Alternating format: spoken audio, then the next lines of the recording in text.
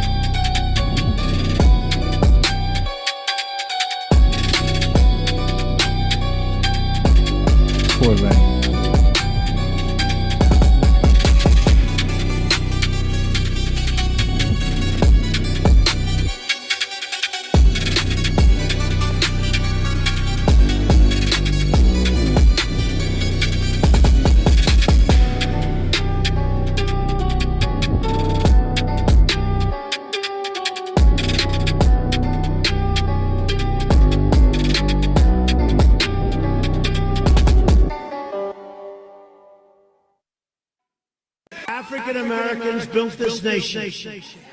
You built this nation. You know, you're just starting to get real credit for that. Okay, I don't know if you know that. You're just starting to get, you built the nation. But you were such a massive part of it. Bigger than you were given credit for. Does that make sense? Makes sense to me. Hey, hold on. Hold on.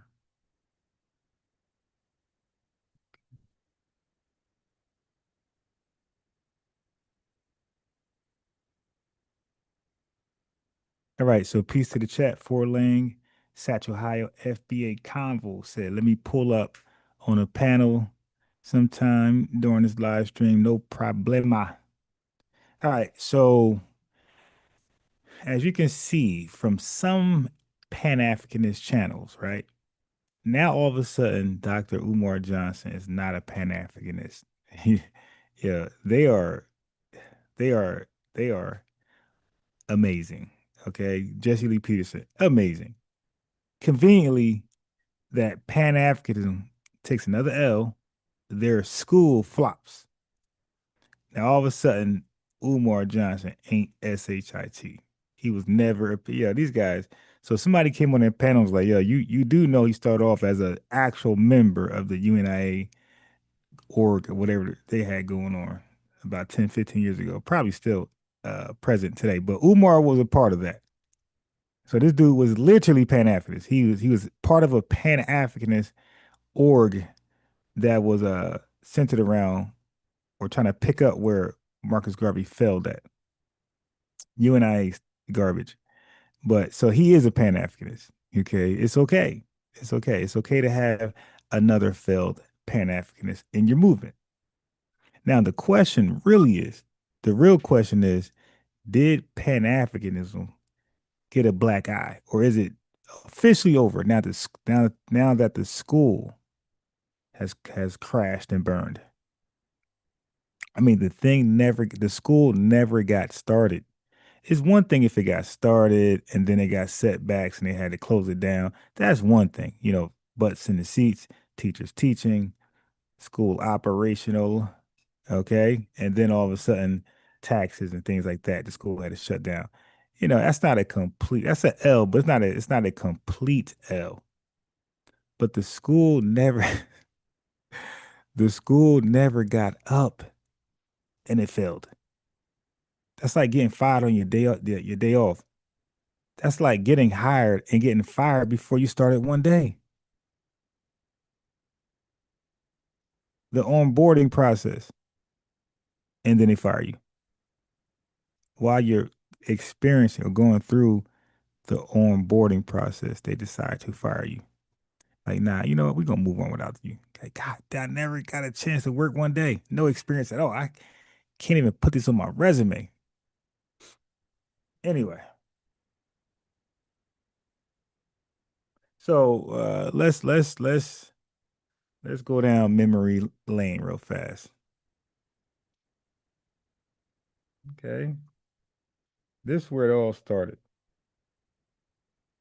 Now, when he did this video, was he a Pan-Africanist then? Because every Pan-Africanist was like, yeah, we need this school. Good afternoon. Lord. My name is Dr. Umar Johnson, and I am a school psychologist and doctor of clinical psychology. In addition to that, I hold degrees in political. Yeah, why is he walking like the damn penguin from Batman? Or like a Wild Wild West guy with two guns on his hip, like he about to shoot up the city. Look at his legs all crazy. Political science and education. I am here at the historic St. Paul's College. He made a whole commercial. He made a whole commercial for a school that he does not own, has no control over at all. It sounds like Garveyism when Garvey promoted or solicited the stocks for a steamship he did not own. And he solicited those stocks through mail, which was mail fraud. That's mail fraud. You can't solicit stocks through mail. Okay. And for a ship he never owned. This is exactly what Umar's doing. He has a commercial for a college he does not own, have no control over, nothing with this college. And this commercial, it seems like he owns it or he's around a corner from owning it. I am here at the historic St. Paul's College.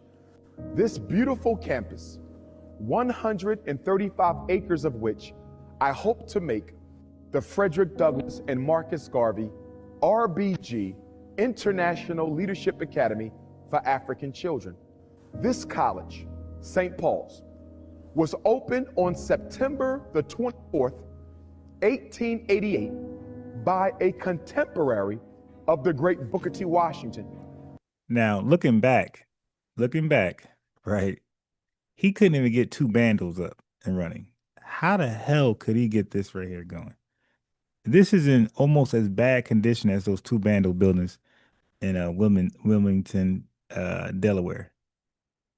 He couldn't get that jump started and pass city codes and fire inspections, safety, things like that. All of those issues he had with these two bandles. How the hell was he ever gonna get this open? Okay, never. That's how. He would have made up 1,000 excuses why this can't go. And this would have been more believable because look how massive it is. So he'd have been collecting donations, 60, 100.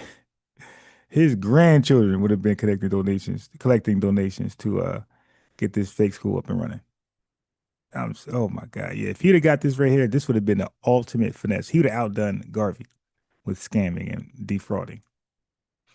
That great ancestor's name was James Solomon Russell. Father Russell opened this college Rico. with less than a dozen students. And by the time it reached its zenith, St. Paul's College owned more than 1,000 acres of land and housed more than 1,000 African children. But unfortunately, last summer, June of 2013, Look at the music here. the board of directors of this college graduated the last class of students. All right, I'm about to play the whole damn video. Tell you that 2 out of every 4 stopped that by donating to my fundraiser. Yo, can you imagine while he's doing this commercial, like folks who actually own the property is looking like, what is this? They looking like, oh, I know he ain't about to do some scamming. They looking like, wow. Like to them, he's a squatter, right? Look at this. They think he about to squat. By helping me and our ancestors raise the money necessary to acquire He St. said helping him and the ancestors. Paul's campus, we need this 135 acres for our children. We need it, he said. We have the dormitories. We have the gymnasium.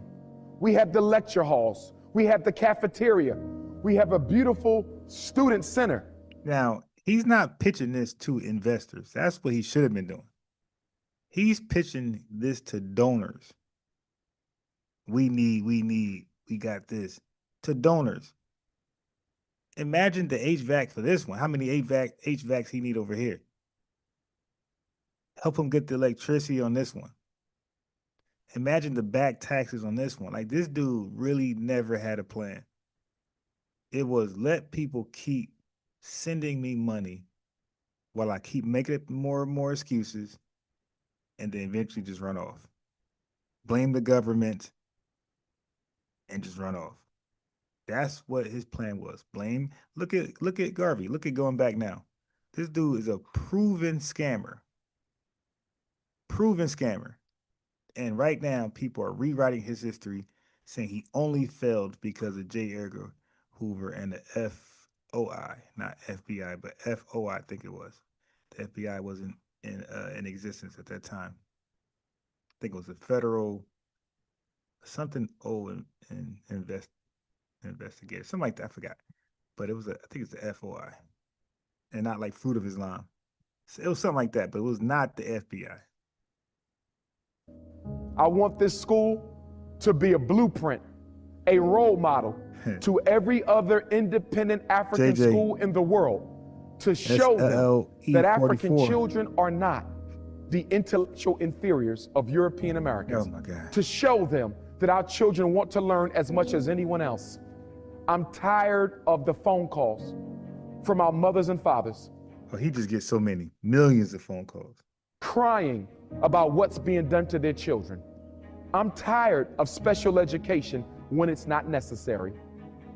I'm tired of ADHD diagnoses. Hey, yo, do you know that's all false? So, the incentive for like hella money that we keep hearing about, if they diagnose your child for ADD, ADHD, or some type of autism, the school profits more. It's all for profits.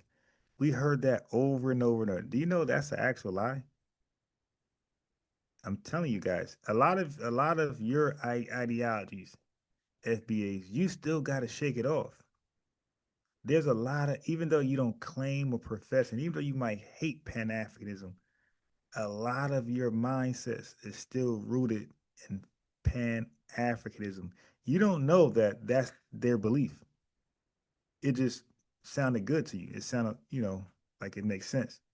But this whole ADHD, ADD, special needs, and the school just profits more from state funds and federal funds, that's all a lie. It just sounds so good. Like white folks just want us dead and they're going to do all these put poison in the water like that. We want to believe that. The losers of us want to believe that. The winners of us like, yo, man, move out my way. Let me keep marching forward to greatness. The losers of us want to make up excuses to fail or to accept failure. That's what Pan-Africanists like to do. Like, these guys are losers who like to accept failure and be comfortable around failures. They always got excuses to fail. Foundation Black Americans, nah. We're not comfortable with failing. We don't surround ourselves with failures.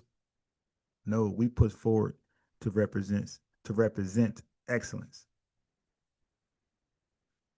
And conduct disorder diagnoses, and oppositional defiance diagnoses, and learning disability diagnoses, and emotional disturbance diagnoses. I'm tired, and I want you to be tired with me, of our children being forced to exist in a system that was now, not. Look at this look right here. This is the look he started his career off. This is why we took him serious. Now, he kept looking like this, even where he's at now, he would have more foolish supporters still blinded.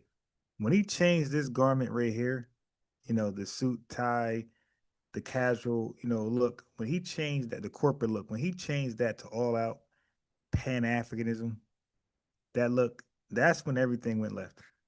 That's when folks stopped believing in him, start to see the signs for the first time of scamming, or at least not being able to deliver what he promised. Not designed to educate them in the first place. I want to give them a heaven on earth. I want to give them a home away from home. And I want St. Paul's College to be that place. All right, okay, enough of that. So here's the thing. So in the intro of the live, all of them, sometimes at the end, I got the song playing with the thumbnail shaking. And then at the end of it, you'll hear Donald Trump give us our flowers for building the country, for, you know, half building the country, being the foundation of the country. So you got a guy who most people will call a white supremacist, right? And a bigot and a dictator. They will say all these horrible things about him, but he still have enough in him. He has some space there. You know, everything couldn't be filled with just hatred and bigotry, because he has a little bit of room there to give Foundation Black American flowers of what we deserve for why the country is the greatest, why this country, the United States of America, is the greatest country in mankind, known to mankind, right? He can do that. He can sit there and admit, yeah, Foundation Black America, you don't get the respect, you don't get the credit that you are deserved. He said that, right? All those cruel things about him, but he can admit that. He can give those type of flowers. Look at this, not just him. Look at this. I always tell people the day the Latino, African American, Asian, and other communities realize that they share the same oppressor is the day we start winning. But the problem is our communities are divided. For Asian Americans and for African Americans, we probably have one of the worst relationships between any community. Well, I bet you a lot of Asian Americans too don't, in my experience, don't even realize that if it wasn't for the civil rights movement, there would not be 22 million Asian Americans in this country. Thank you. What I have been trying to teach the Asian community is like, friends, do you understand that your success, your prosperity, your civil rights that you enjoy right now was paid for with Black blood? So as you there you go. So Donald Trump, who's supposed to be this big bad monster, got a little room there to give FBAs their flowers. You got the Asian community who can give us our flowers. Asian community. We won't be anything without Foundation Black Americans fighting the way they fought. We got some lineage love right there in the super chat by Revone, aka. Thank you very much. $10. Everybody, you know, go ahead and show love to that. Thank you very much. That is was that a sticker? Yeah, that's like a sticker thing. Thank you very much. Thank you very much. Revone, aka. It's a super sticker. Yeah, this stuff's still new to me. But thank you very much. That's the lineage love right there. We got Ez Axe in the building. We got I seen my Keith Lamont in the building. Yeah, so you have the big bad monster, Donald Trump, finding a little bit of love there to give us our flowers for what we did for this country, right? How we built this country. We played a vital role in building this country. Then you have the Asian community coming out saying, "Yeah, man, I try to share with my Asian family and friends. Hey, man, without Foundation Black Americans and their courageous fight against the biggest, baddest white supremacist group on the planet Earth, outnumbered, outgunned, out technology, out machined, but they out there fighting for respect without unarmed, just fists and knuckles and fingers and feet." He's saying, yo, we owe them a lot of respect. So you got people who are not quote unquote black, who are not quote unquote African, having no problem giving us our flowers. And I got another clip I won't play right now. We got Latinas, same thing. You got Latinas stepping up publicly saying on their platforms, pure Latinos saying, hey, without Foundation Black Americans fighting in the civil rights, unarmed, but fighting, willing to die, willing to get beat, all that type of stuff to make a stand. We owe them a lot of respect. That was a bunch of Latinas, but not a bunch, but that was Latinas on their platform. That's Latino based. Like, yo, we owe them respect. Non-black, non-African, giving us flowers.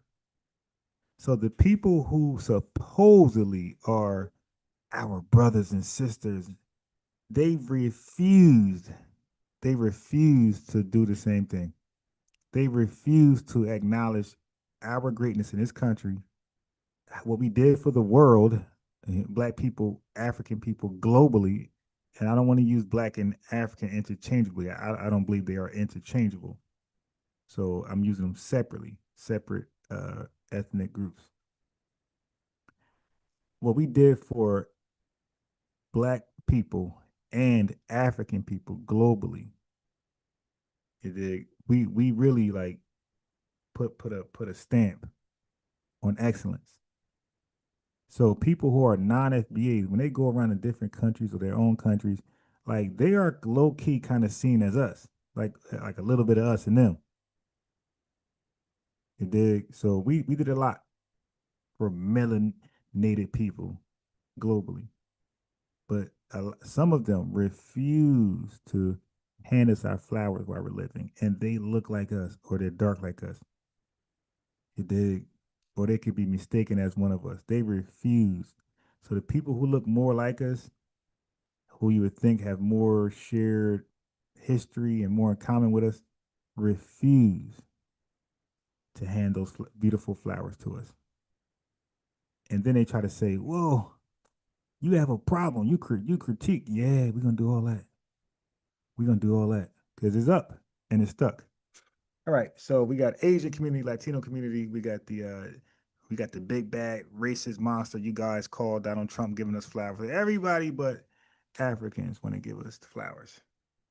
We got more Lenny's love in the super chat. We have SLLE44. All right, so let's get to more content, man. Let's get this going. So remember, I said, well, I'm taking black back. I'm calling people what they call themselves. Okay, so example, Nigerians call themselves Nigerians. They don't call themselves black. They say I'm Nigerian. Ghanaians call themselves Ghanaians. Zimbabweans, South Africans, that's what they are. Okay? I'm calling you guys what you call yourself. I'm not going to call you what you don't call yourself. Jamaicans, Jamaican, right? Trinidadian, I'm Trinidadian. You dig? I'm Bahamian, Belizean, whatever else you call yourself, that's what you are. I'm reserving black for just Black Americans, Foundation Black Americans. All right, so I found this right here, and they were talking about it. So listen, check this out. The diaspora wars are raging, and the question is who or what determines if... Okay, wait, how the hell do I got a commercial on my premium? Yeah, this does say premium, right? All right, so this can't, how's that possible? How's that possible?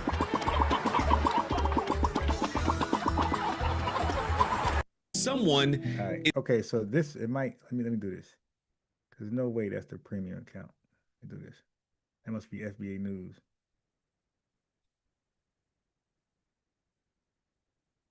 Yeah, it is. They gave me a trial drug. Yeah, see, it's FBA. I'm about to say, there's no way. Okay, so that was this one. Let me go back to unbiased. The diaspora wars are raging, and the question is who or what determines if someone is Black? Is it skin color, nationality, heritage, ancestry? One more time. The diaspora wars are raging, and the question is who or what determines if someone is Black? Is it skin color, nationality, heritage, ancestry, or experience? So I came across this video that was, it looked like a fairly younger guy.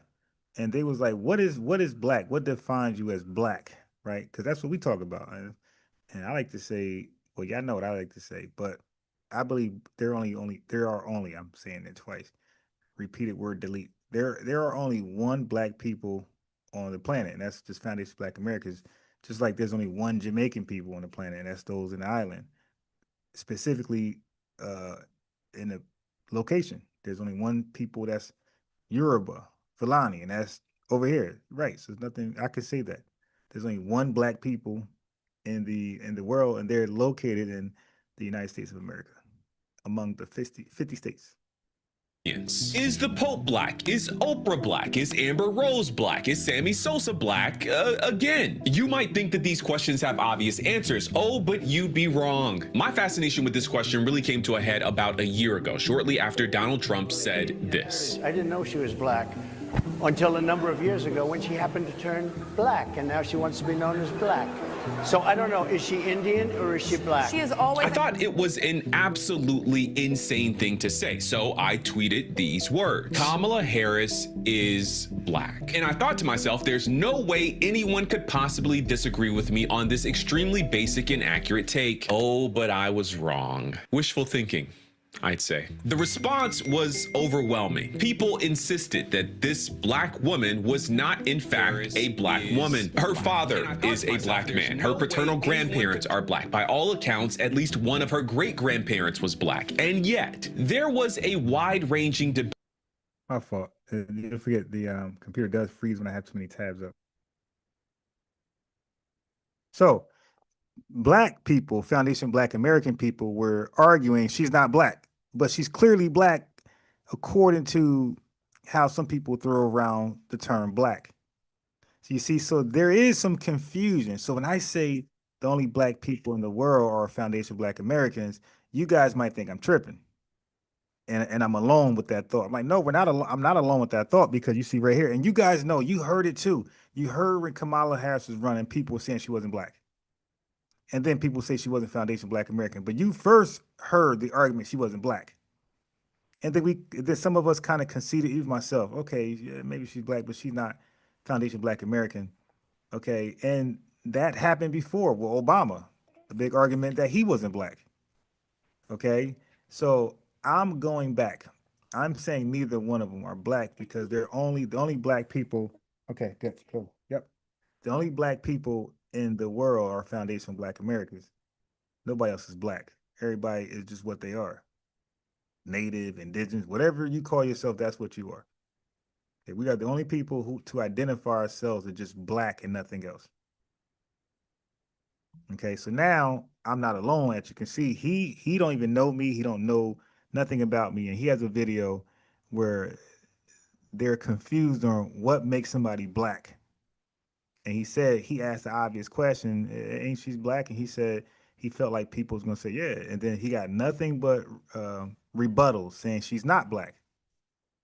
So Blackness is more than just what people thought it was, which I was arguing over here.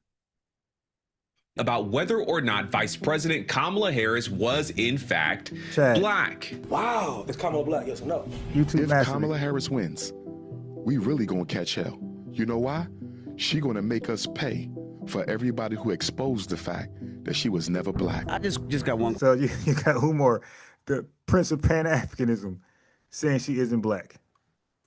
Question: When did we question if Kamala Harris was black enough? Fast forward 1 year later, and while some of the specifics have changed, So you got DJ Envy on one of the biggest radio shows in America, well, in Black America, or I can't say the word black, in urban America, also acknowledging people are saying she's not black. So they ain't just an unbiased Ron thing, something I just made up and I'm tripping, trying to reinvent the wheel or revise history. This is a real thing in the real Black America. We don't just call the real of us don't just accept anybody as black because they are a shade of color or they look or they dance a certain way or sing a certain way. No, some of us take that serious. We have pride in blackness and black excellence. it's clear that this conversation isn't going anywhere. Before Donald Trump, before Kamala Harris, before Mike Tirico or Babe Ruth, people have been policing color, heritage, and racial status for as long as race has existed. So in this video, I want to dig into all of it, from Rachel Dolezal to Tiger Woods. What do you call yourself? Do you call yourself African American? Growing up, I came up with this name. I'm a combination. A combination. Caucasian, blue, black, Indian, Asian. Combination. That's what you call yourself? Yeah. I want to talk about the history, the blurred Anything but black. All right, bro, then you're that. lines, the divisions, the disappointments, the debate itself, and the people keeping that debate alive. To answer this question, I reached out to a couple of people to help me unpack. We got Ramsey FBA in the chat. Ramsey, the FBA in the chat. You can't call yourself black if your lineage, you never fought for black rights. Yeah, I mean, that's the topic today. The topic of today is what is it? Oh, refresh your browsers. You'll see the real topic. It all. See, here's the problem. I believe we should be defined as something other than black. Do you dismiss cultural memory? Do you think you look like the people who are from here? Have you been to Africa? Any part of it? I just want to say, I knew this was going to happen, and people called me pessimistic. You know, I'm a child of the one drop rule. I think you are not. This is the politics of who gets to be black. Let's dig in. Now, I don't know. This video is sponsored I don't by know where this is going. If it's too coonery, I'm gonna end it. Ground News, more and other descendants of slavery. So last black, some of them go by the title ADOS, and other black immigrants are not in fact black. All right, let's go back. By Ground News, more on that later. So the first group of people I wanted to talk to were the folks insisting that Kamala Harris and other black immigrants are not in fact black. Okay, that's my take. Some of them go by the title ADOS, American Descendants of Slavery. So last year, in the heat of the Is Kamala Black stuff, I reached out to the leader of their movement, Yvette Carnell. I am Yvette Carnell. I am president of the ADOS Advocacy Foundation. I guess I want to start kind of at the heart. Is Vice President Kamala Harris black? Her very active online community has been championing a specific type of black identity politics for a while now. At best, I wonder if I could get Dr. Mayat on here now. Let me check my email. ADOS could be described as hyper-focused on the plight and advancement of black Americans specifically. At worst, they could be described as habitually hostile toward black immigrants. More on that in a bit. The trouble is that somehow this group of professedly pro-black activists sometimes find themselves singing the same xenophobic songs as bigots. Is Vice President Kamala Harris black? How do you define black? See, here's the problem. Here's the problem that people have. I believe we should be defined as something other than black. And that's why we went to the White House Office of OMB and said, call us ADOS, American Descendants of Slavery, the institution. When people hear black, though, when people come to America and they hear black, they think people that come from chattel slavery, sharecropping, Jim Crow, redlining, Fair Housing Act, discrimination. And so American blackness is distinctly different than everywhere else. So I'm gonna run that back. I can tell old boy is most likely non-FBA, non-ADOS. I can tell already, but now he's starting to give tether vibes. I'm not going to call him that just yet. I'm going to let it play out, but he's giving tether his answers and he's not liking it. All right. So one more time when Yvette, that was kind of deep what she said. I might even clip that. Jim Crow I'm gonna clip of that. slavery, the people have. Find themselves All right, singing I the like same that. I like that what she just did. I'm gonna clip that. xenophobic songs as bigots. Is So Vice now he's President calling us xenophobic. He's calling us bigots. You see, this is tether talking points. But let me just clip that Yvette breakdown of what people think of when they think of black. bigots? Is President Kamala Harris black? How do you define black? See, here's the Give problem. me a second. I'm clipping it. American blackness. How do you define black? See, here's the problem. Here's the problem that people have. I believe we should be defined as something other than black. And that's why we went to the White House office of OMB and said, call us ADOS, American Descendants of Slavery, the institution. Rewind a little bit. When people hear black, though, when people come to America and they hear black, they think people that come from chattel slavery, sharecropping, Jim Crow, redlining, Fair Housing Act, discrimination. And so American blackness, Right, how do you Desire fair. I don't. everywhere else? To be fair, How do you than everywhere else? to be 1 second. Different than everywhere else. How do you define All right, black? I'm clipping it. All right, so let me just. I think I'm done right there. Yvette. Okay, 1 second.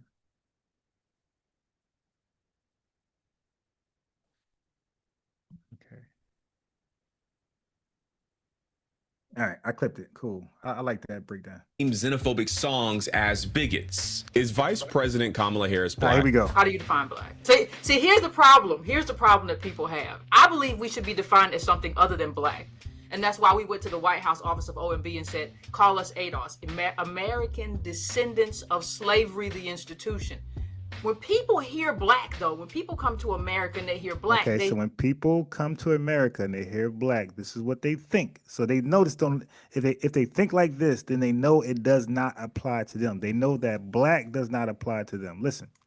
think people that come from chattel slavery, sharecropping, So black, like I said to you guys before arguing, I never heard this breakdown before from Yvette Carnell, but I always said black. When we said black, that was about an experience. I said when Elijah Muhammad was saying black, it was about an experience. It was not about a skin shade or any heritage in Africa. It was about an experience, a unique experience in America, linking you to chattel slavery, a plantation, peonage system, hired out, Freedmen's Bank, Freedmen's Bureau, Emancipation Proclamation, 14th Amendment, 1868, Civil Rights, 1964, 1968. When you think of black, you think of all of that.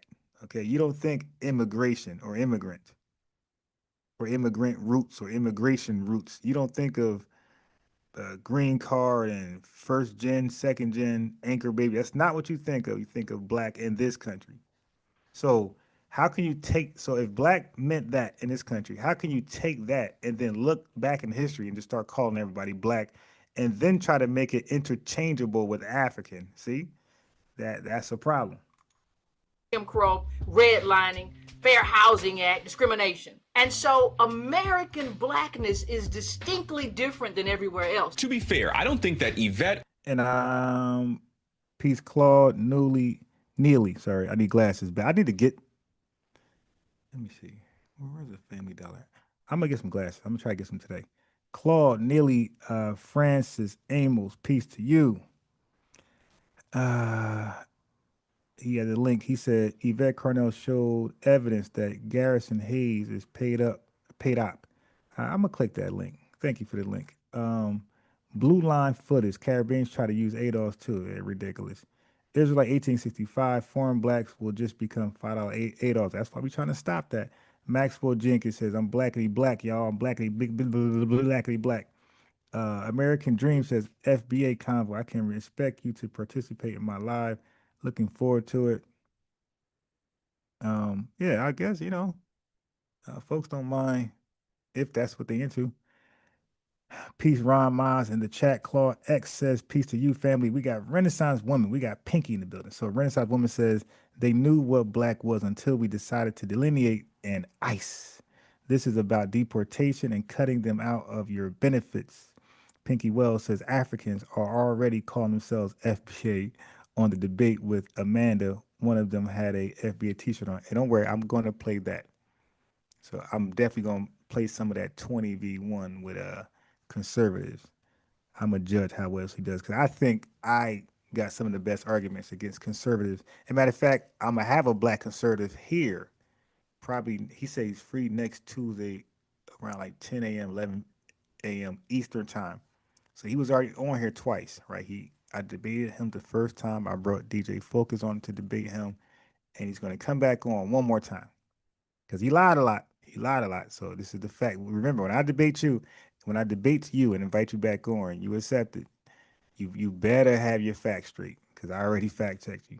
All right, Golden Brown, peace. He said, when you have successfully financially Caribbean people and they are second or third generation, they don't identify as Caribbean.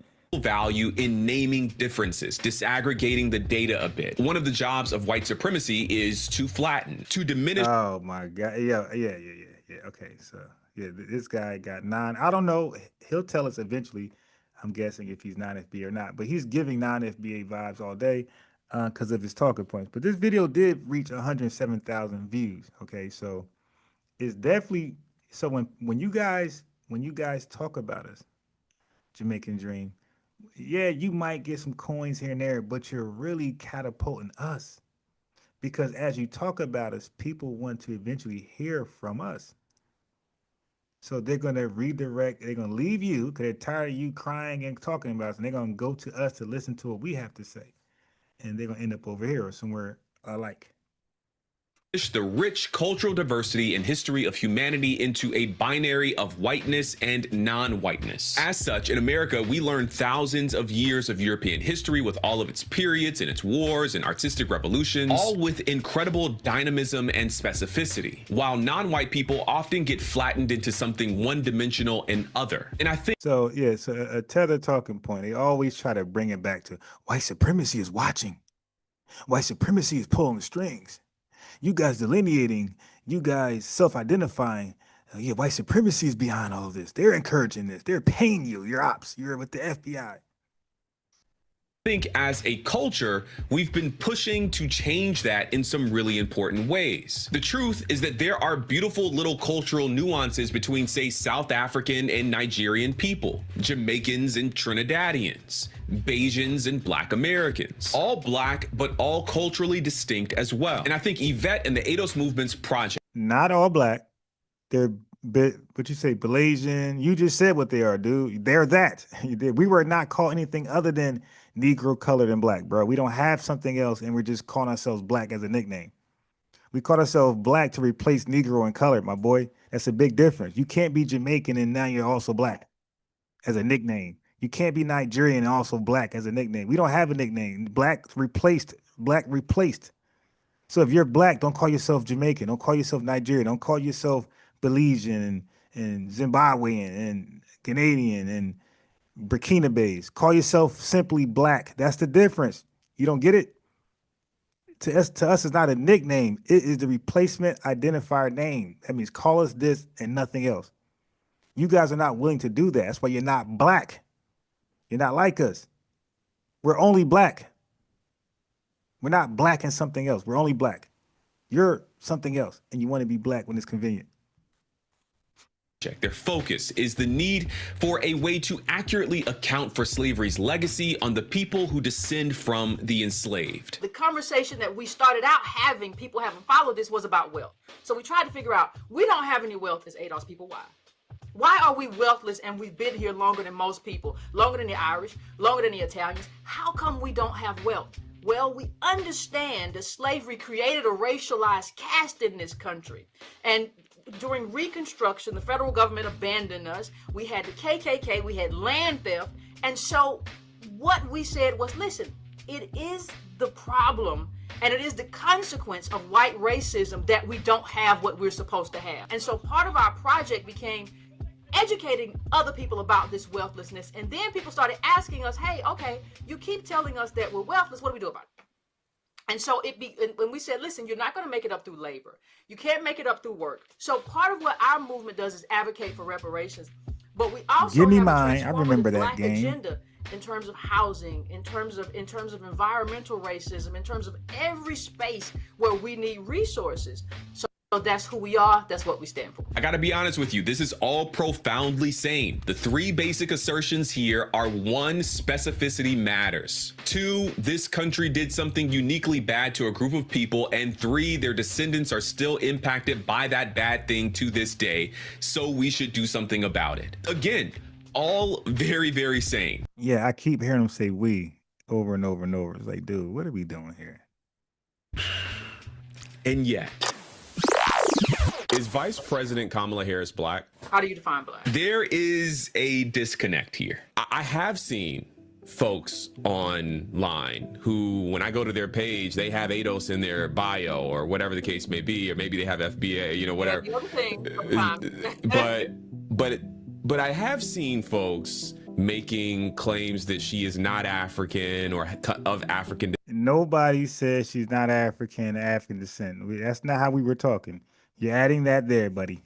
Descent or black specifically. Yeah. Don't add in she's not African. That's not if she said she was African, fine. She's an African president runner-up. Okay, we wouldn't have cared. African descent, we wouldn't have cared. You're not gonna lump us up with our lineage. So when you say black, that's when we say, oh hell no, she ain't black. Had you say she's African, we would have stayed silent. Had you said African descent, we would have stayed silent.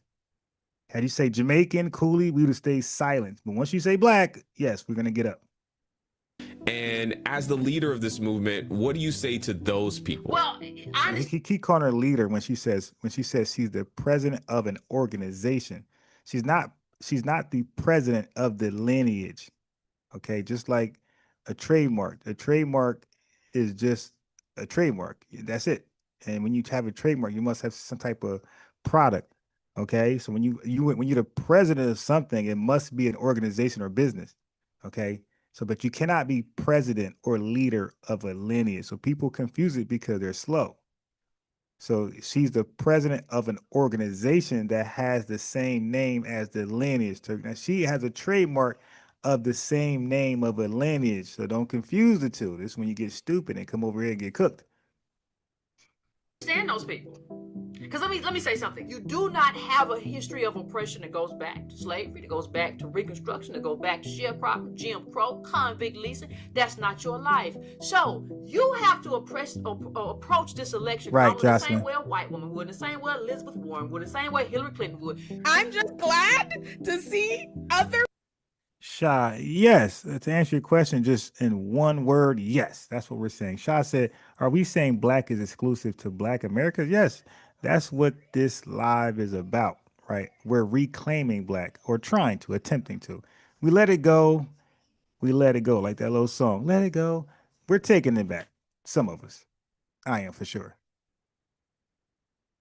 People, like normal sane people, see it. That's my friend Olay. You may have seen her around the internet. She's a brilliant political commentator here on YouTube and beyond. And she shared with me that she anticipated this debate about Kamala Harris's blackness because as a Bahamian Nigerian immigrant to the United States, she'd experienced a sharp rise in these diaspora war tensions. And I knew it was going to happen because I am Bahamian Nigerian, so I am a Caribbean African person. So I know what it is now. I've experienced it now over a lot. Oh boy. It looked like she got a lot of cake soap. Last few years of people thinking of a rise of people thinking blackness is defined by a Black American, a solely. Oh, you agree, Sha? Okay. I thought you were disagreeing. It wouldn't, everybody's free to agree and disagree. You can disagree, and that don't mean we're going to time you out or block you or delete your message. You can disagree in respect. Yeah. So anyway, T1 Production, peace. So Sha, are you just out of curiosity, are you of the lineage? Would you call yourself tracing your lineage back to a plantation or the 1870 census, things like that? Because if so, I have to give you a lineage wrench. The wrench represents that we share same lineage, and also people who are not the same lineage but support. We call them riders that ride with us, so they also get an honorary wrench. But anybody without a wrench, we know for sure that they're not of the lineage and they're not really necessarily a supporter. Black American experience of all your family had to be Americans, because now I knew it was going to happen, right? Again, all of this means that Olay has been witnessing the rise of this kind of anti-Black immigrant rhetoric online for... Okay, so we're going to end it right there. Wait. Now is anti-Black, listen, family, they keep saying anti-Black immigrant rhetoric, and we want to know, where's the anti? All we said was we are ADOS, we're freedmen, we're foundational Black American. How is that anti anybody, let alone anti-Black immigrants? We say we're going to delineate. What does that mean? That means that we're going to pretty much lineage up. We're going to line up. We're going to delineate, D-line. Okay, the word line is in the word delineate.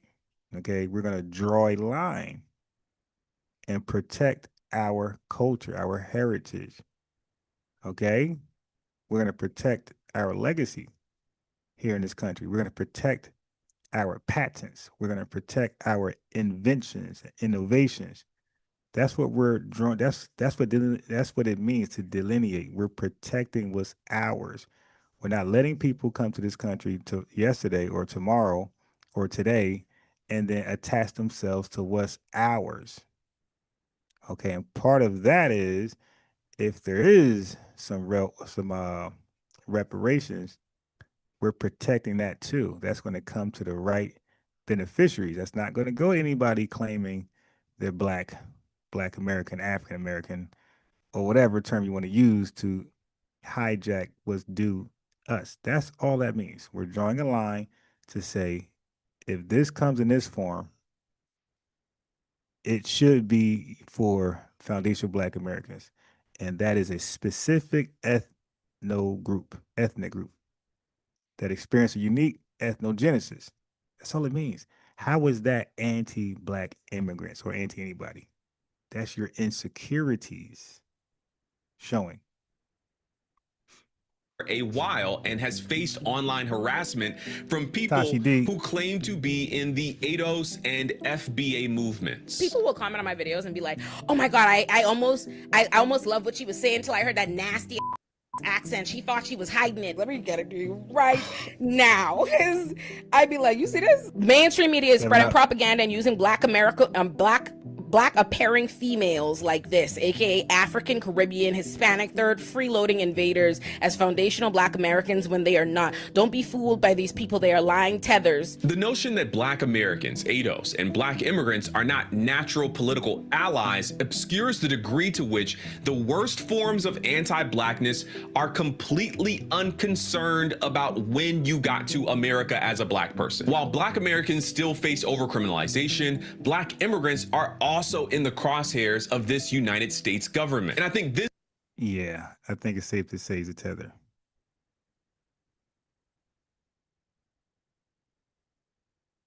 I am not Black, okay? Hear me out. Growing up, my mom absolutely hated when we refer to ourselves as Black. She's like, "You're not Black, you're Nigerian, you're African." I feel like the term someone is Black obviously comes from the slave era, but it also just describes displaced people that don't know their heritage. So I feel like people that do know their heritage, to try and curb racism in some way, people are going to be racist. Ignorance is ignorance. You can't, but just curb racism in a small way. Stop referring to yourself as Black. You know, if you know where you're from, you're raised in a certain household. Somalians are Somalians, Ethiopians are Ethiopians, Nigerians are Nigerians. Like, if you know where you're from, why refer to yourself as a color? I feel like when we say Black, it just sounds so harsh and like, this is Black. I'm brown. I'm Nigerian at the end of the day. Like, that's who I am. That's where I come from. Let me say that again. I am not Black, okay? Hear me out. Growing up, my mom absolutely So I understand when you say Black British or Black American, because you don't know where you're from. You're just a person of color in the city that you're in. Obviously, you still be treated the way you're treated, but just like, I feel like when I hear someone refer to me as Black, it just sounds so harsh, especially coming from a certain demographic. I think if you have the privilege of knowing where you're from, you shouldn't refer to yourself as a color, because it further, pushes the racism narrative and further. Here we go. All right. Obama will announce his candidacy this weekend at the old state capitol in Springfield, Illinois, where Abraham Lincoln made his stirring House Divided speech. How historic. At a building made famous by the man who freed the slaves, Obama isn't the descendant of slaves. All right. Hold on, family. What you think about that? The lady and what he just said. One second.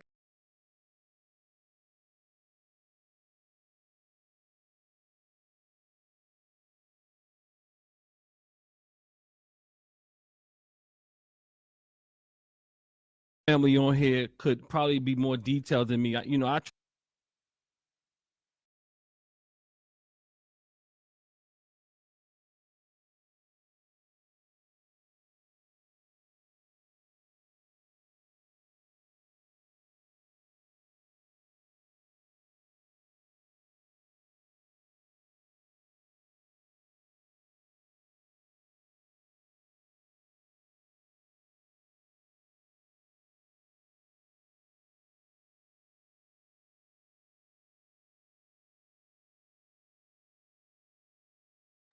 My fault. That was a little break. All right. So you seen the Nigerian lady. She said she's not black, and she even hated to be called black. She said it sounds just so disgusting. She said that just means you're a person of color living in a city. It doesn't tell you where you're from. Doesn't tell you where you're from. Oh my God. I agree. You're not black. So why they can say they're not black? Here, look at the hypocrisy. Why they can openly say they're not black, and then when I openly say they're not black, I'm the problem. They can say they're not black openly, but when I say they're not black openly, I'm the problem. Okay? So, right here, you just heard a white man he said Obama is not a descendant of slaves. DOS, by the way, this is 2007. This is before an ADOS. This is before an FBA. And he just said Obama is not DOS. He's not a descendant of slaves. So listen, back in 2007, even white people were delineating from black immigrants, okay, and Foundation Black Americans, or in his words, descendants of slaves. So white people were also drawing a line separating black immigrants and DOS, descendants of slaves. One more time. Famous by the speech. Obama will announce his candidacy this weekend at the old state capitol in Springfield, Illinois, Child of God, where Jay Abraham Sanders. Lincoln made his stirring House Divided speech. How historic. At a building made famous by the man who freed the slaves, Obama isn't the descendant of slaves. So he's delineating. Is he being divisive? Is he being divisive? This white man. See how obvious it is for us in America. There's no confusion. We know they're not like us. They're like their own, and we're like our own. Okay, but we're not gonna let them trick us to make us believe we're all alike. Even the white man drew a line. Even the white man disaggregated. He said Obama is not a descendant of slaves. ADOS, American descendants of slaves. The language is exactly what we say today. And this was at least 10 years earlier. Because ADOS didn't come into effect around like 2017. This is 2007. So a white man saying descendant of slaves in a way to differentiate or use distinction or to draw a line between black Americans and black immigrants, African immigrants, I should say, taking the word black back. His father emigrated from Kenya in 1959, and his mom is the Swiss Miss Girl. Some are even claiming that the senator has not lived the, quote, black experience. You see, black experience is tied to DOS. So I always tell you guys, African and black is not interchangeable, but DOS and the black experience is, those are interchangeable. FBA, freedmen, ADOS, interchangeable terms. I just say the lineage, and that's also interchangeable with FBA, ADOS, freedmen.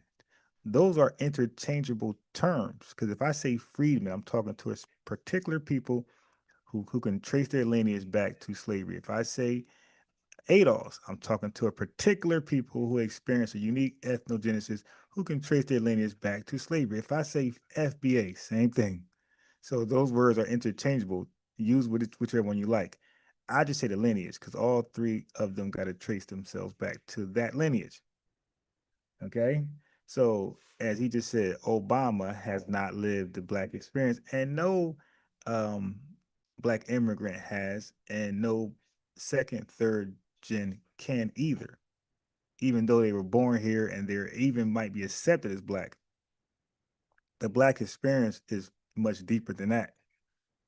Okay, the black experience is this: when you look at a plantation, how do you feel afterwards? When you watch Mississippi Burning or Birth of a Nation, how do you feel? See, that's the black experience. We believe that's us.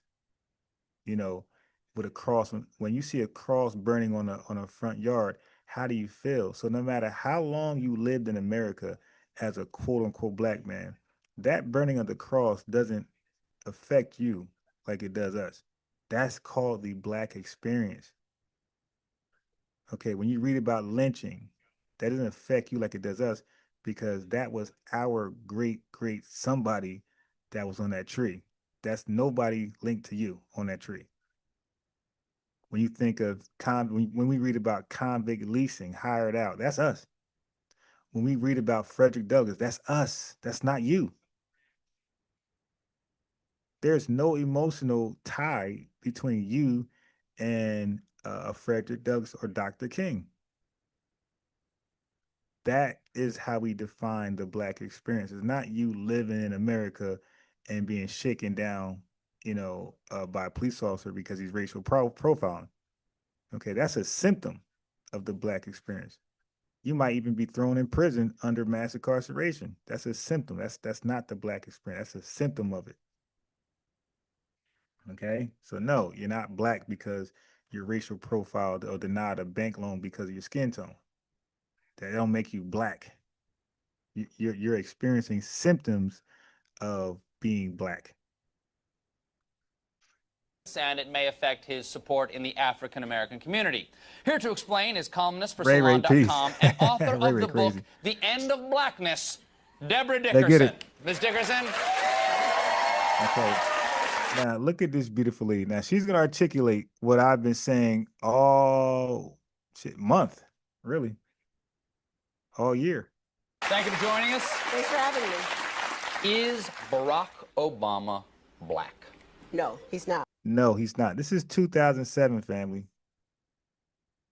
This ain't Tariq Nasheed. Okay, you can't say Tariq Nasheed, man. She's a cult member of the cult leader Tariq Nasheed. No, there's no Tariq Nasheed. Okay, there's no ADOS, there's no FBA. Okay, so is Tariq Nasheed her leader? She said it before him. No. Is Barack Obama black? No. See, she's not arguing Kamala Harris. She's arguing Obama. No, he's not black. Real fast, no. Okay, and look, she's going to explain why. She's going to sound exactly like Yvette Carnell, and she's before Yvette Carnell. Watch this. Is Barack Obama black? No, he's not. In the American political context, black means the son of West African, the descendant of West African slaves brought here to labor. See, it's back to descendants of slaves, you see? So she ties DAS, descendants of slaves, with blackness, with black. And that's what we do. That's why I reject black being interchangeable with African. That's people revising history. Black is interchangeable with DAS, freedmen. You dig? And when I say black, I'm considering obviously foundational black Americans because black is in there. So when I say black by itself, I'm referring to FBAs. So if I say, so black is interchangeable with ADOS and freedmen, not African. in the United States. It's not a put down. It's not to say that he hasn't suffered. It's not to say that he doesn't have a glorious lineage of his own. It's just to say that he and I, who am descended from West African slaves brought to America, we are not the same. We are not the same. It sounds like Kendrick Lamar phrases, right? They not like us. We are not the same. How are those two phrases different? They are not like us. We are not the same. So not only did her wordings predate Tariq Nasheed, FBA, Yvette Cornell, Tone Talk, ADOS, but also Kendrick Lamar. We are not the same. They are not like us. How are those phrases different? They're basically the same phrase, just put in different words, re-scrambled. Okay, let's move on. All right, so let's check this out. Dr. Maya, she's going to be a guest on here. We're going to find out the time. Distinguishes us. And that is very, very key. Bruh, peace. And, you know, a lot of this, at least line of thinking that made me start thinking more deeply about it. We had a course called The History of Pan-Africanism by Na Chinwezu, who some of your listeners will be familiar with. And, you know, he was bringing up how the term Africa gives Arabs a backdoor. Like, people know he's an anti-continentalist. When people say, oh, the whole continent needs to unite, he's like, no, no, no, no, no. Because the Arabs are on the continent. If you're gonna hop in bed with your first enslaver, your first colonizer, then you know, what are you really doing, right? So he calls himself a pan-blackist, anti-continentalist Pan-Africanist. Oh my God. Pan-blackist, anti-Africa. What? That's a mouthful. That is a mouthful. That is a mouthful. But here on the continent, when people say, so he's able to redefine himself, and that's not a problem. I'm telling you, the real smoke is for FBAs. They just don't want to say it. They'll beat around the bush, but the real smoke is they're borrowing a play out of Team White Supremacy.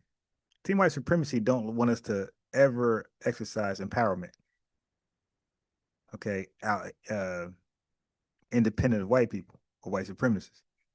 Well, Pan-Africanists, or really Africans, believe they own us too. We can't have a thought outside of their approval. That's the same thinking of white supremacists.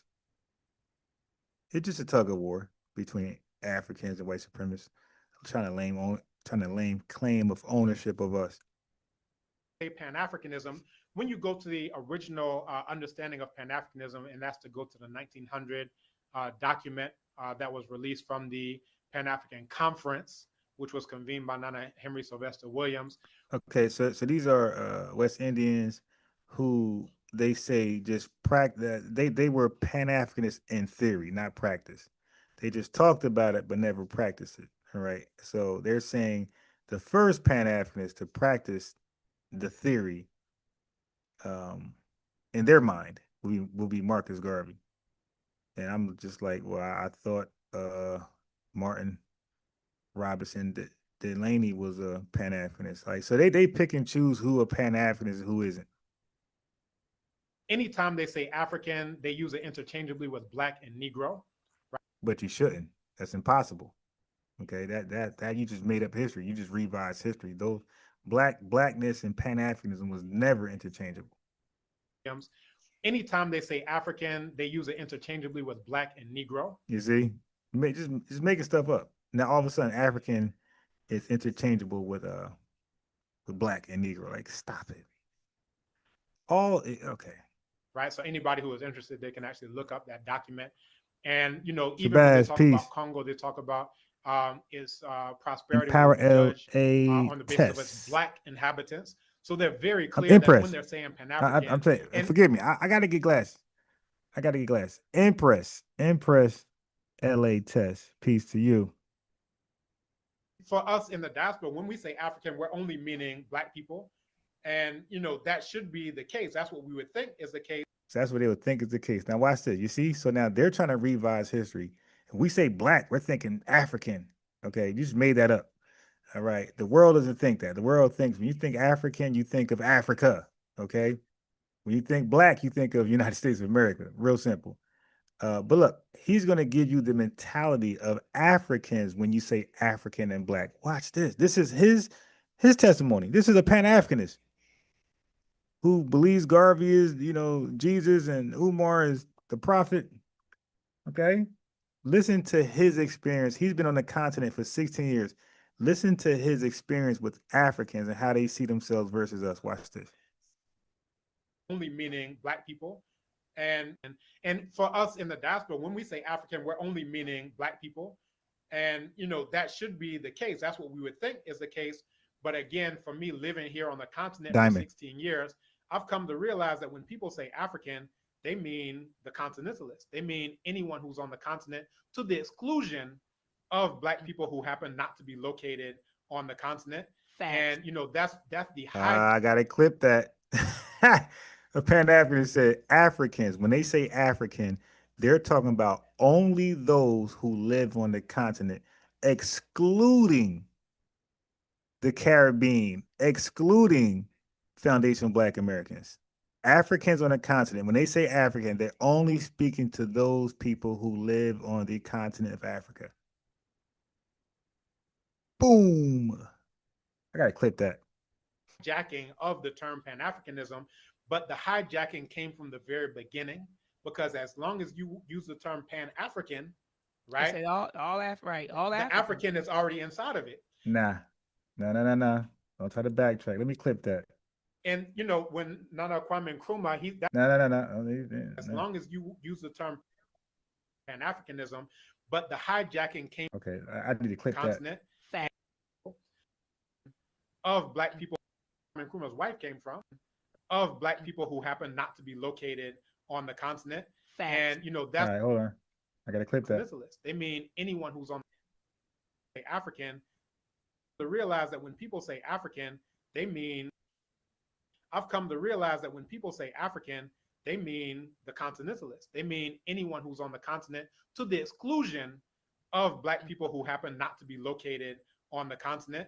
And that's the hijacking of the term Pan-Africanism, but the hijacking came from the very beginning, because as long as you use the term Pan-African. Hold on, I'm almost done with the clip. As long as you use the term beginning, but I've come to realize that when people say African, they mean the continentalists. They mean anyone who's on the continent, to the exclusion of black people who happen not to be located on the continent. And that's the hijacking of the term Pan-Africanism. Won't let me share but it. the hijacking came from the very beginning. Okay, hold on. Won't let me clip it. Why won't let me clip it? The hell? Let me try over. Hold on. The hell is that about? And when Nana Kwame Nkrumah, that's the reason why he started to use the term All African. So you have the All African People's Revolutionary Party is to be. Hijacking came from the. I've come to realize that when people Africanism, I've come to realize that when people say African, they mean the continentalists. They mean anyone who's on the continent, to the exclusion of black people who happen not to be located on the continent. And that's the hijacking of the term Pan-Africanism. But I've come to realize that when people say African, they mean the continentalists. They mean anyone who's on the continent, to the exclusion I can't. All right, I'll try black later. people who happen not to be located. It won't let me on the share. continent. You see, I'm trying to clip it. And that's the hijacking I'm trying to clip it, of the and it won't let term me do. I'll do it Pan-Africanism. later. But I've come to realize that when people say African, they mean. All right, hold on. And when. I think it might be under FBA News. That's their why. political ideology.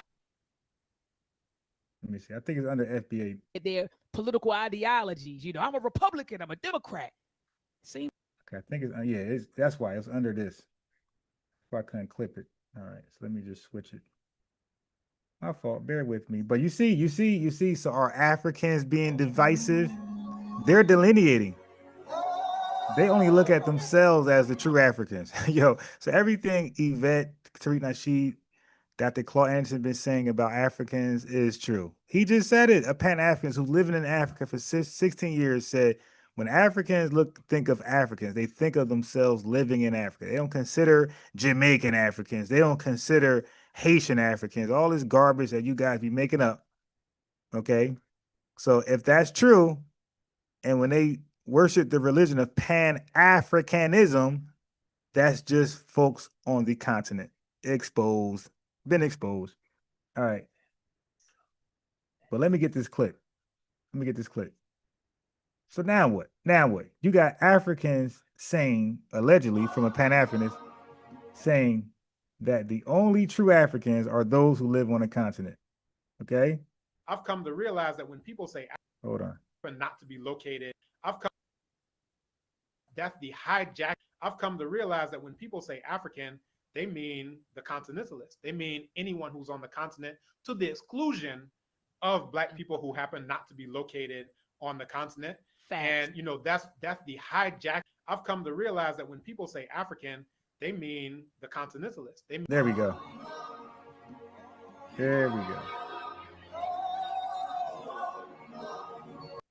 He's an anti-continentalist.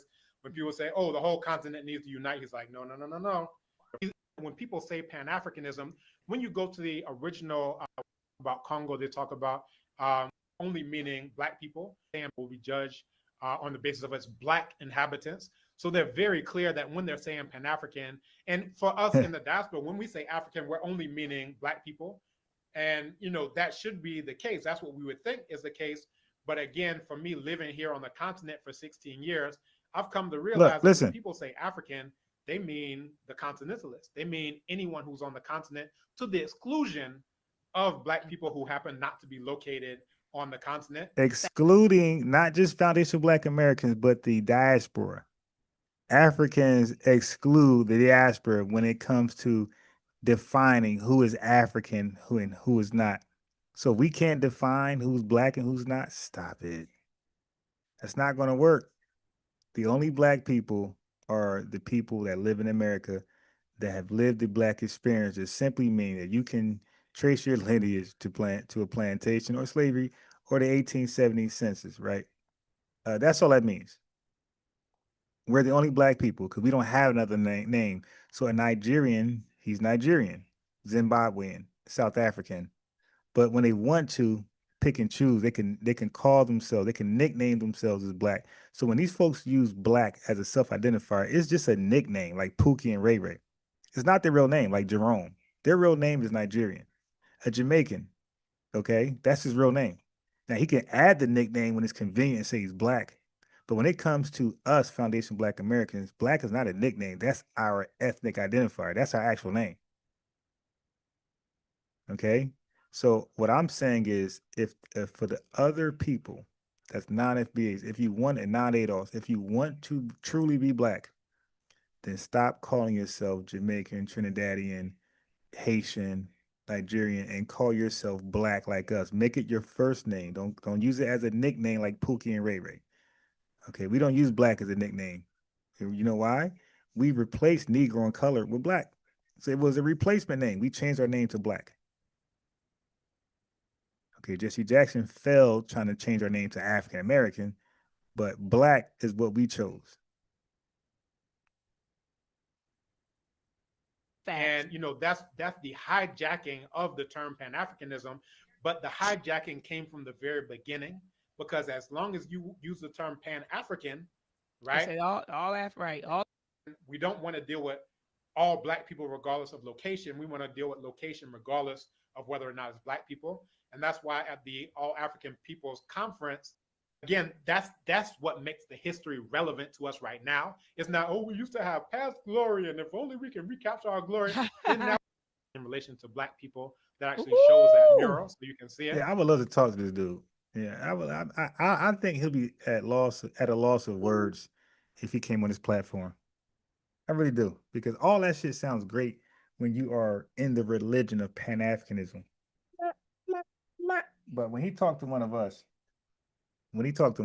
like that's not like, we're not yes men and yes women. We're gonna push back. Wait a minute. You just said Africans see themselves as the only Africans. You're forcing them to be something that they're not. Or you're forcing this word African to be all inclusive when they themselves said it's not. And just like they're forcing Black to be all inclusive when we said it's not. I was talking to somebody who was like, yeah, when you do this, what you're doing is you're actually... All right, next.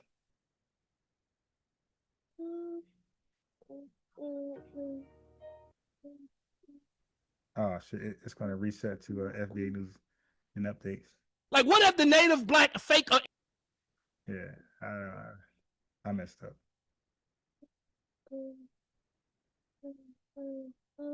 What has Pan-Africanism produced?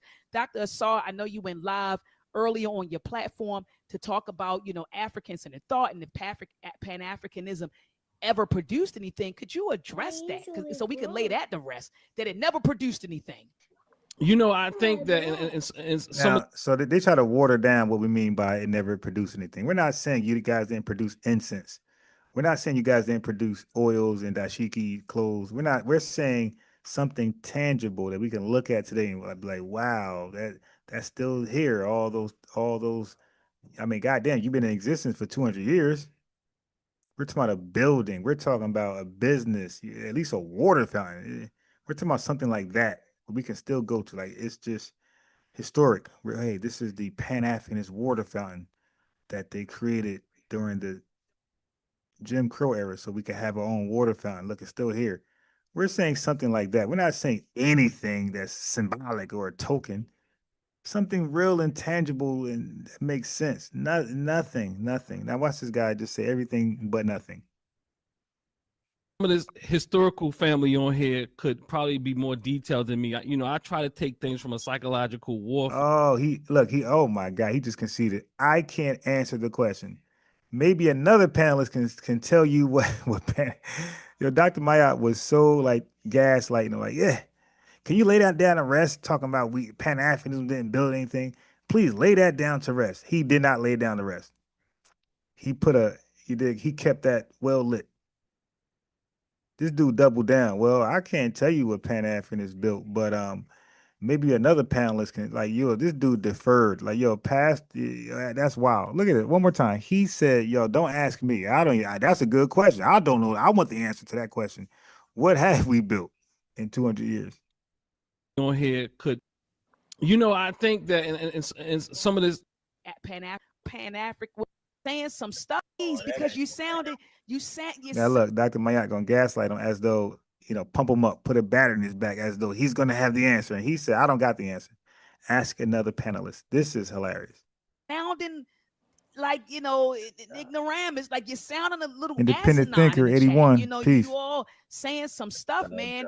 Don't even. Oh, you know what? Let me see what these chats look. Let me see what these likes looking like. Cause I know we on code with the likes.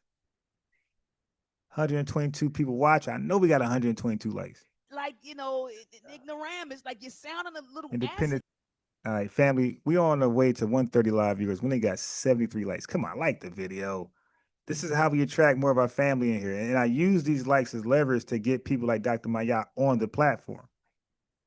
Okay, so we need all of the support, right? So subscribe, like the video, okay? Hit the notification bell if you like to tune in to our lives. And I will put the link in there after a while. Yeah, but like the video. Damn, we like 60 likes away. Understand that it's an ideology. You don't understand the April tenets. Jewel, right? Hit the like button. That's not hard. Anything. Panelists, can you talk about Pan-African? What has yeah, you're right. You're right. Your Satchel High said, clip that question. All right, got it. Thank you, bro. All right, hold on. Let me clip this question. Africanism produced. Dr. Assar, I know you went live. What has Pan-African? Panelists, can you talk about produce these things, tenets, and then you say it. You don't understand the tenets, and then you say it never produced anything. Panelists, can you talk about Pan-African? What has Pan-Africanism produced? Dr. Assar, I know you went live earlier on your platform to talk about, Africans and their thought, and if Pan-Africanism ever produced anything. Could you address that? So we can lay that to rest, that it never produced anything. You don't understand the tenets, and then you say it never produced anything. Panelists, can you talk about Pan-African? What has Pan-Africanism? Family on here, I try to take things from warfare.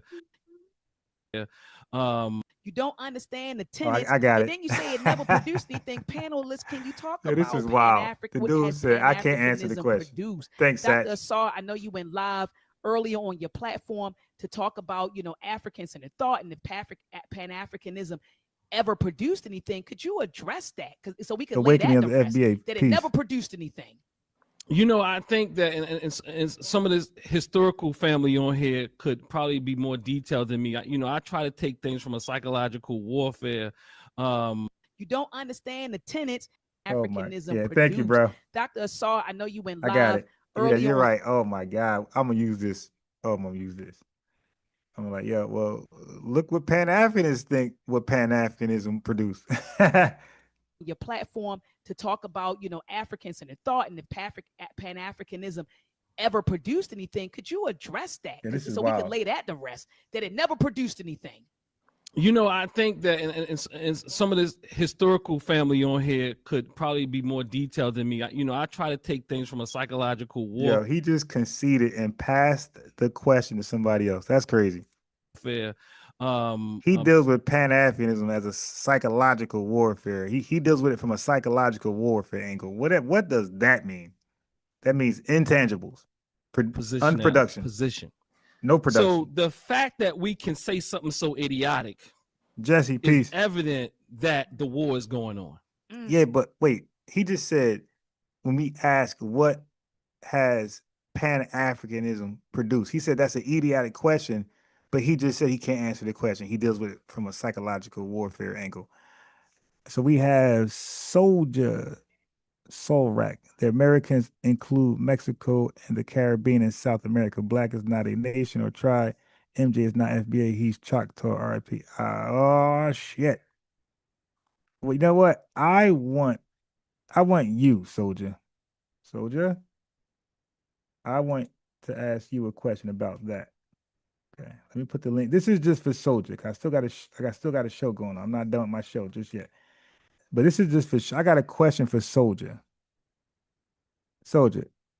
That's the link, right? Let me give you the phone number too. Cause you might not have Zoom. This is just for Soldier. I want to ask that. He said the Americas. He said something about the Americas. He kind of lost me. I want Soldier to explain that. He said the Americas. Soldier.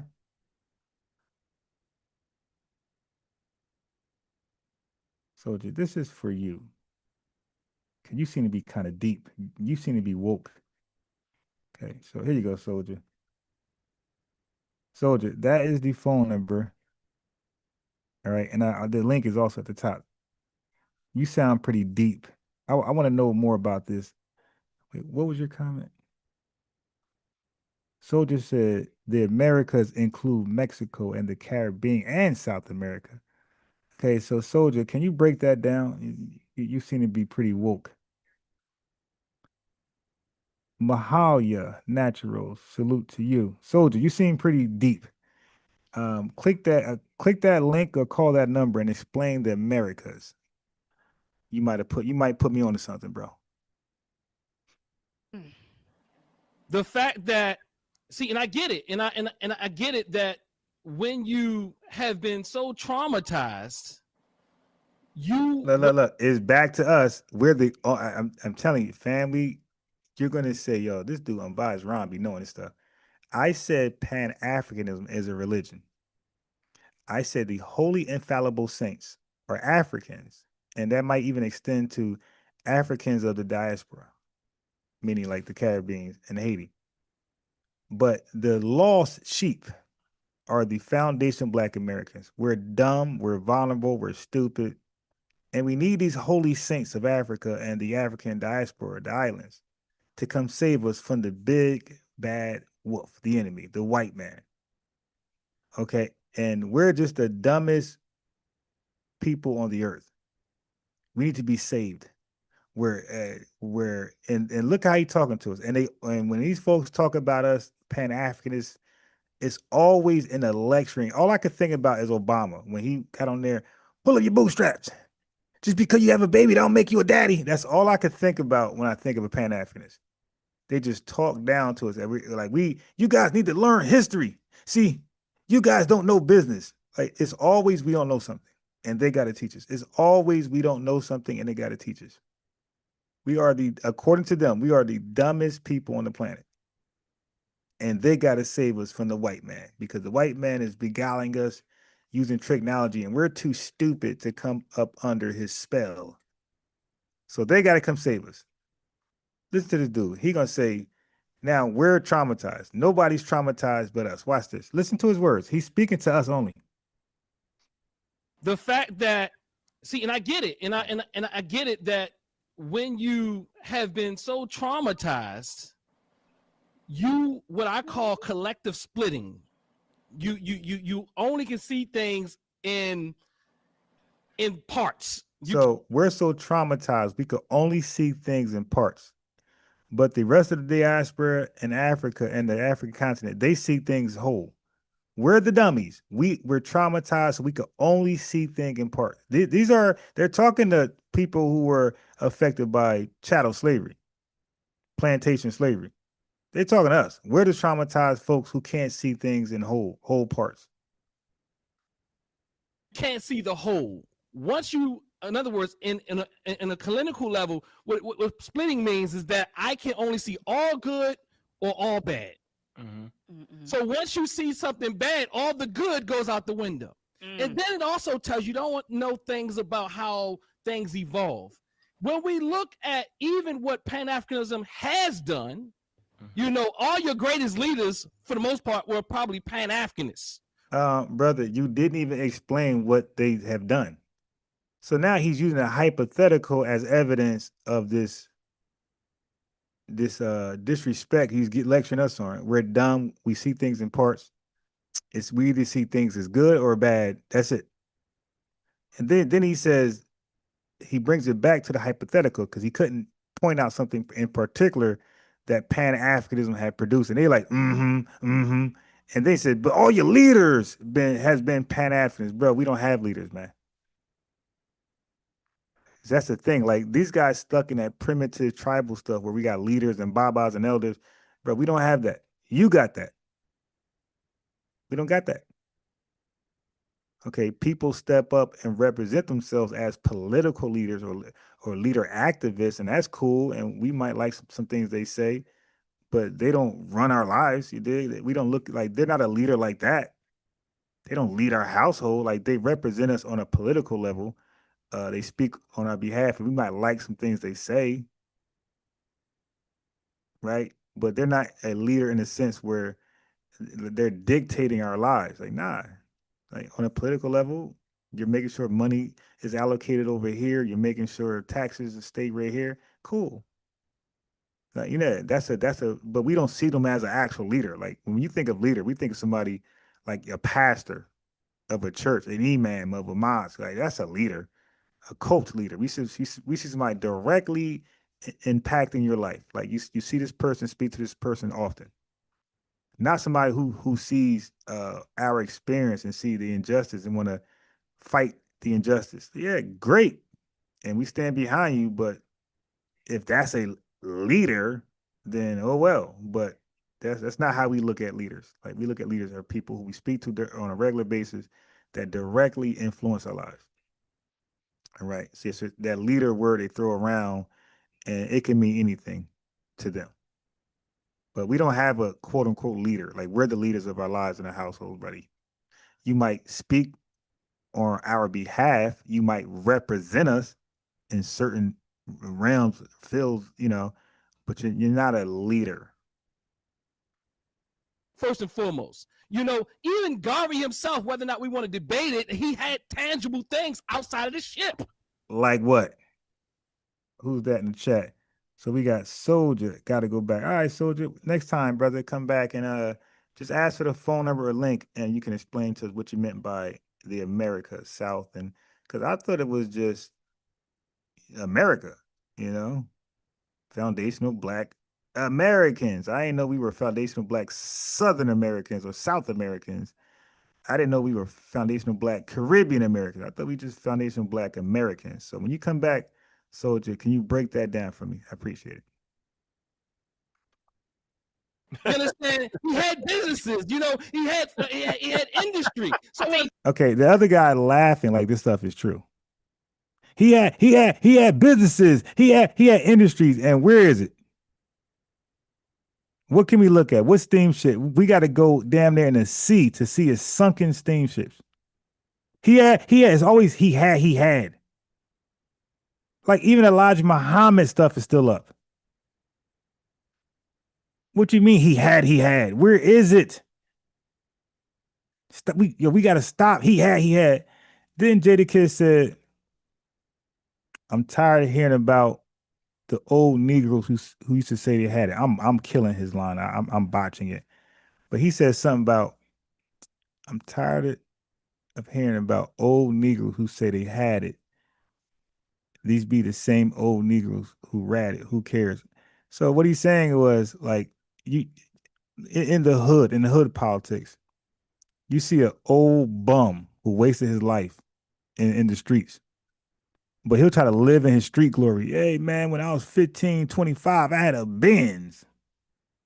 You dig? But he the same guy as a bum right now. Like, nobody respects that. Marcus Garvey had institution business, all lies. But we looking like, all right, let's consider that. Let's not even debate it. Let's consider it. Where is it? And that goes back to Jadakiss. Who cares? Where is it now? Exactly. Who cares? All right. And he didn't have it. exactly.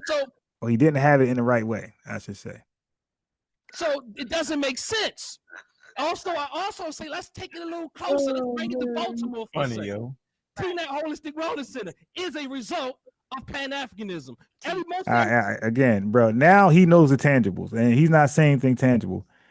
No, the thing about FBA, Shah, we don't hate people. Like, why do we gotta hate just because we disagree? Like, for example, my brother is a Hebrew Israelite. I disagree with that lifestyle. Do I hate him? I got a friend who's a Pan-Africanist. I disagree. Do I hate him? Yeah, so just because we disagree don't mean we hate people. So y'all throw in that word like it's just used incorrectly. What I hate is liars, thieves, robbers, people who violate women, that's what I hate. Okay, when you hate something, you don't want to be around it. It's like I said, my brother is in a religion that I disagree with, and my other boys are Pan-Africans. I don't hate them. That's why I'm around them. If I hated them, I wouldn't be around them. Okay, if somebody in the Pan-Africanist, he's like really big on Garvey, so I'm around him. I don't hate. So we don't hate just because you point something out or you see a flaw in something and you shine a light on it. That don't mean you hate it. You just point out the obvious. Everybody on this panel is, if you still agree with it or not, is a result of Pan-Africanism or some African-centered understanding.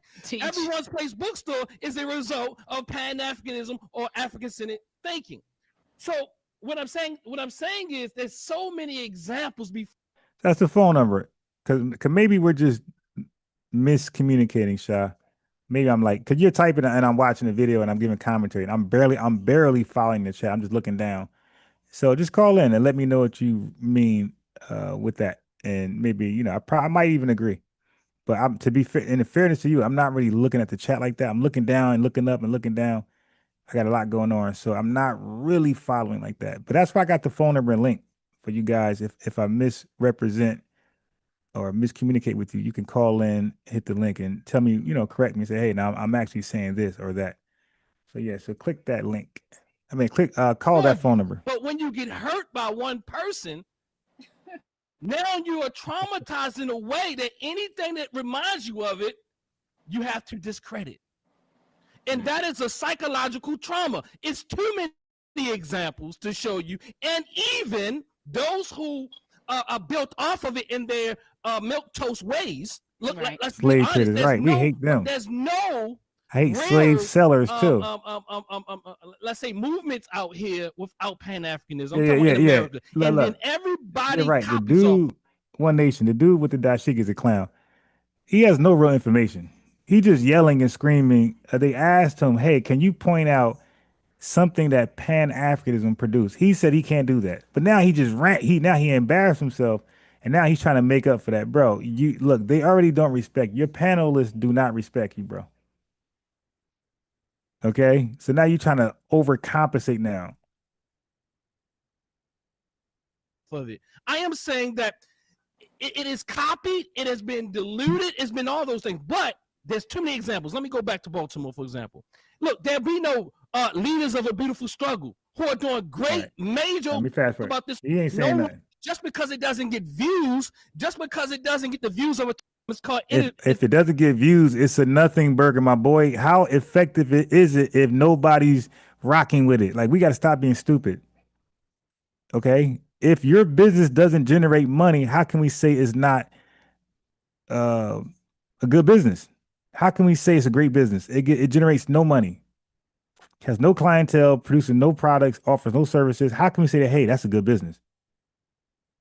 We got to call a spade, bro. If it don't get views, if it don't get traction, it's a nothing burger, my boy. The civil rights movement was a something burger. It got views, attraction, momentum, trend setting, boycotting, so much stuff, freedom riders, so much stuff came out of that. The Deacons for Defense, so much stuff came out of that. That was a something burger. If you do something and nothing comes out of it, bro, it's garbage. So he's trying to catch a W for something that produced an L. One more time, and then I'm going to let FBA Convo go. One more time. It's just because you realize that ain't a good idea.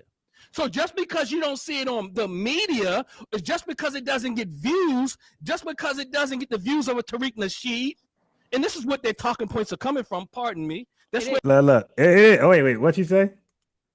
Get the views of a Tariq Nasheed, and this is what their talking points are coming from, pardon me. That's where it's coming from. Okay, Dr. Maya, you got to own that, because she said she's gonna come on this platform and talk with me. So I'm gonna hold her to that. Our talking points come from Tariq Nasheed. So when I play Deborah Dickerson, where her talking points come from? Okay, where her talking points come from? Tariq Nasheed. She's before Tariq Nasheed. She's before 10 years before ADOS. Hey, peace, FBA Convo.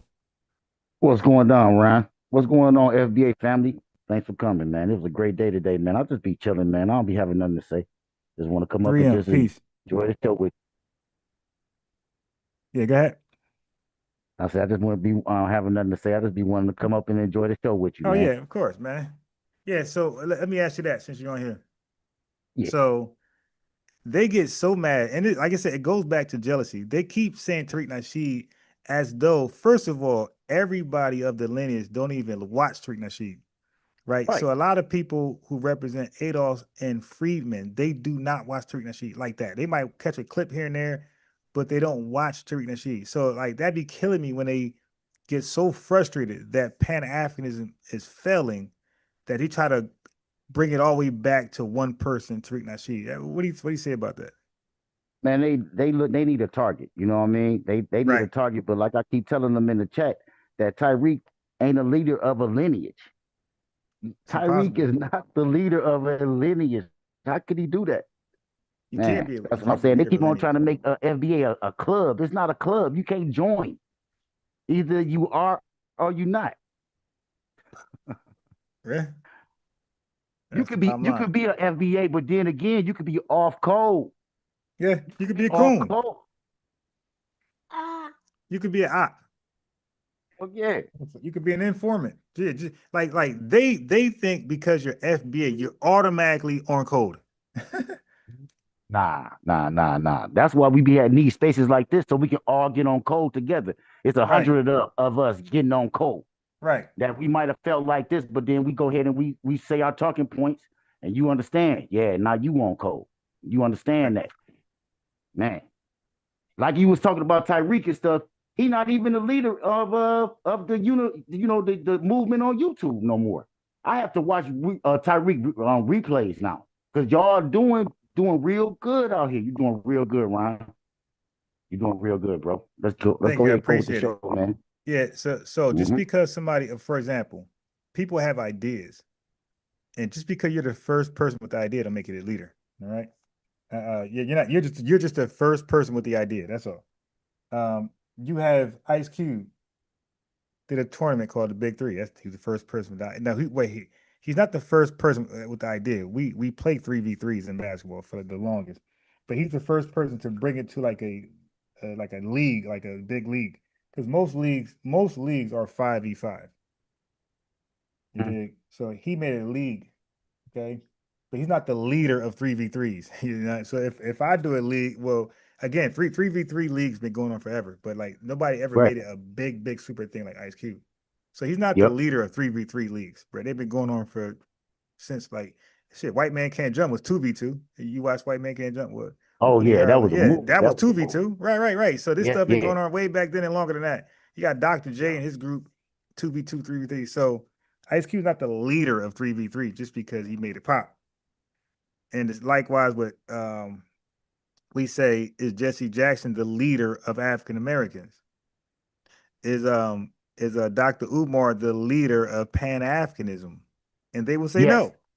But he's the loudest voice. Like Tariq Nasheed is the loudest voice. That don't mean he's the leader.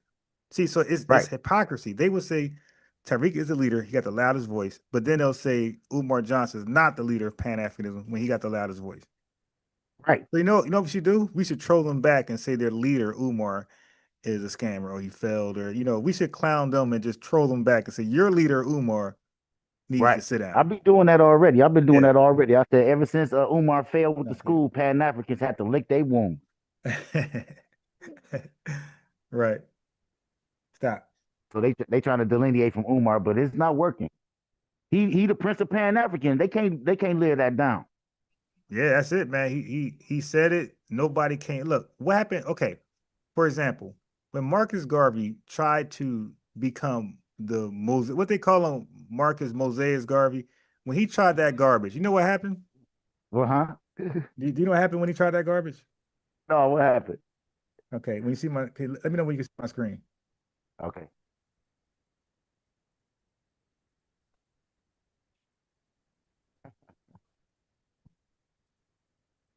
Let me know when you can see my screen. Let me know. Right now, it's saying Garvey must go. You know the thumbnail. All I said was let me know when you can see my screen. That's all I said. Can you see my All screen? right. Okay. Can you see the screen? Yeah. Okay. CRU, peace. Yeah, I just asked, can you see the screen? CRU, peace. That's what happened when he tried that. There was a campaign started with our activists at the time, and they said Garvey must go. So they didn't put up with a Umar at their time. They said no, that ain't gonna work. So what I'm saying is all these Pan-Africanists, when Umar started to say he's the Prince of Pan-Africanism, he's Papa, he's King Kong, they should have had their own version of Umar Must Go campaign. Yep. They stayed silent while he was doing that because they was riding his coattail. Yep. They could have. And hindsight is another thing, but They were supposed to have their Umar Johnson Must Go campaign. That's what we did when Garvey was around. We did it while he was around. We did it in his face. They should have done that if they disapproved of Umar like they claim they do now when he embarrassed them with the school auction.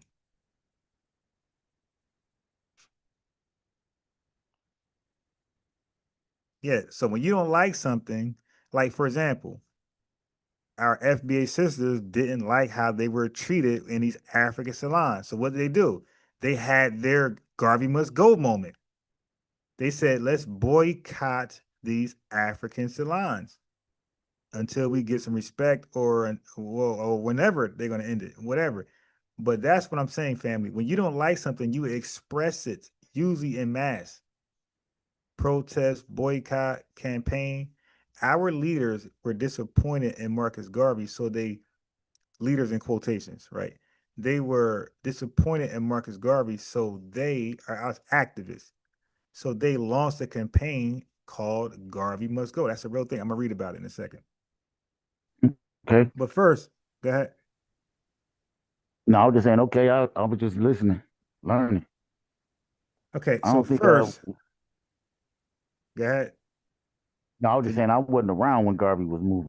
Obviously, none of I it was. wasn't around. Yeah, none of it was. Yeah. So look. So now, Umar, at one point, FBA Convo, did you believe that Umar had did you not even believe, did you want to see him succeed with the school idea? Yes. In the beginning, yes. Yeah. A lot of us wanted to see how that's going to play out. It looked real. You know, when you played that video from earlier, that's the type of video that I saw. You know, I'm like, man, I believe in this vision. Look at this man trying to open a school. Sound like a feat, you know what I mean? It took like a long time for me to realize it was just a Cash App scam. Okay, so I already had debates before Umar did the school thing. I already had debates with my friends, right? The debates were about, in the school system, what is the biggest problem? Is it the teachers or is it the curriculum and outdated books and things like that? That's what we would debate. And I always maintain the teachers ain't really, I mean, they could be better, but they're not really the problem. My issue was the outdated and the lack of funding. The average Pan-Africanist, the average blackologist, okay, the average person who borrows Pan-Africanist ideologies, they're going to automatically say the teachers. Okay, so so most of my arguments were with Pan-Africanists. This is before Umar school. So when Umar came with the school ideology, I immediately was against it because I never thought it was the schools. I thought it was the lack of funding. Right. And of course, we could have better teachers, but I felt the lack of funding and the outdated material, the books, the lack of other better schools got little laptops they bring around. The Google Chrome notebooks, they have stuff like that. We don't. We got outdated books. So I always felt like that was the issue. So when he was talking about a school idea, I was like, no, nobody, we don't need a whole goddamn school. We just need that, what I just said we don't have. We need the technology. We need the books to be updated. Right. That's all. That's all. And then, of course, if you can get better caring teachers, then do that too. But a whole goddamn new building, I thought was a waste of just time, money, and just effort. I understand. You telling me a state-of-the-art building is better than just teachers. Teachers are secondary because if they walk into a state-of-the-art building, they just automatically gonna be better teachers, right? Well, I mean, but anybody could work in a state-of-the-art building. Like, you know, there's a lot of restaurants. Like, there's some McDonald's better than others, and they're all like, they got everything going on at McDonald's. That don't mean the food is better. The food's still trash. But to me, but to me, I haven't eaten, you know what I mean? I'm not judging. Nobody's on trial. I'm just saying for me, it's not, when it comes to McDonald's, it's not about how beautiful the building is, even though I love it because I love going live in there. I love, you know, it's McDonald's is spacious and it is updated, state-of-the-art facility. It is like one of the best to like chill out, and then they got the little thing where your kids can play. I love that shit. So I get him some chicken nuggets, but so what I'm saying is just because the building is great doesn't mean it produced better kids. So McDonald's to me the food to me is actually worse. So producing a state-of-the-art building for me ain't the end all be all. It's what are you producing out of it? And McDonald's was my example. McDonald's to me is not producing better burgers or better fries. I'm like, you know, that's not it. So Umar just getting a better building, that's not a guarantee his teachers are going to be better educated. And I mean, they might be more compassionate towards the kids, but what does that mean if they're not qualified teachers? If they don't have the experience. Okay, and then we're talking about books and technology and computers. That's a lot of money. So what's the point of having a beautiful school and your teachers got inferior education or inferior experience, and then you don't have the computer? You got some outdated stuff in there. You dig? Just calculators. That's it. So now we're back to family. Donate. We need computers. Donate. We need this. It's back to that again. So a school, and then like you would know what's needed because we never said we need a whole school. We complained two things. We said teachers, we said outdated books and curriculum and things like that. We never said, hey, we need a whole school. That was not our argument, man. So when you produce something that's not in demand, like that's already sketchy. That's already, if he had to produce anything, he would have had it. Listen, you gotta listen what I'm saying. If you listen what I'm saying, if you produce something that's not in demand, that's a recipe for disaster. That's a recipe for failure. Okay, so a lot of black, I'm using black in quotations, a lot of black businesses in America, they fail within like the first 3 years. Because a lot of times we try to introduce something that's not in demand. Hey, I'm going to be a lash tech, eyelash tech. I'm going to be this, that. But the community ain't asking for that. So they go to school for it, they pay money, get a certificate, and they become that and they realize they don't go nowhere. So that's what I'm trying to say, bro. If you produce something that's not in demand, it's probably going to fail. You got to go to the demand. You have to answer the demand.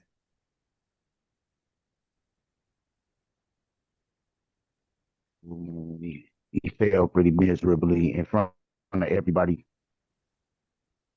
They say that he gonna come back. He gonna make a comeback. Make a comeback doing what? I don't know. I mean, doing what? Who said that? That's what they been saying on those other channels. American Dream. Yeah, well, you mean, yeah, remember, you come on here, we don't want to hear nobody's channel. That's why I call them Jamaican Dream. Yeah, we look, people don't call in to advertise other people garbage. A Jamaican Dream, you could say that. Sad Bay, things like that. But yeah, I don't, this channel ain't an advertisement channel. We're not paid to advertise other folks. But let me say this, family.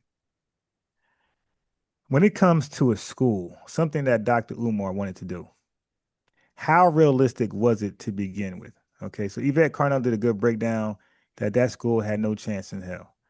What he's talking about, FBA Convo talking about, I have no idea. He's talking about make a comeback. Comeback doing what?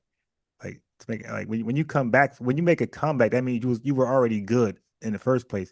Mayweather or Muhammad Ali made a comeback in boxing. Michael Jordan made a comeback in basketball. He retired and came back. Mayweather made a comeback in boxing. So when you come back for something, I mean, you were good in the first place. So what is he coming back from? All right. So anyway, buying and renovating a rundown school, because that's what Umar's trying to buy. Even the St. Paul College was ran down. Okay. So this little Wilmington, Delaware project he was doing, that was ran down. Okay. He didn't buy a state-of-the-art building, by the way, FBA Convo. That's what if he was serious, that's what he should have done.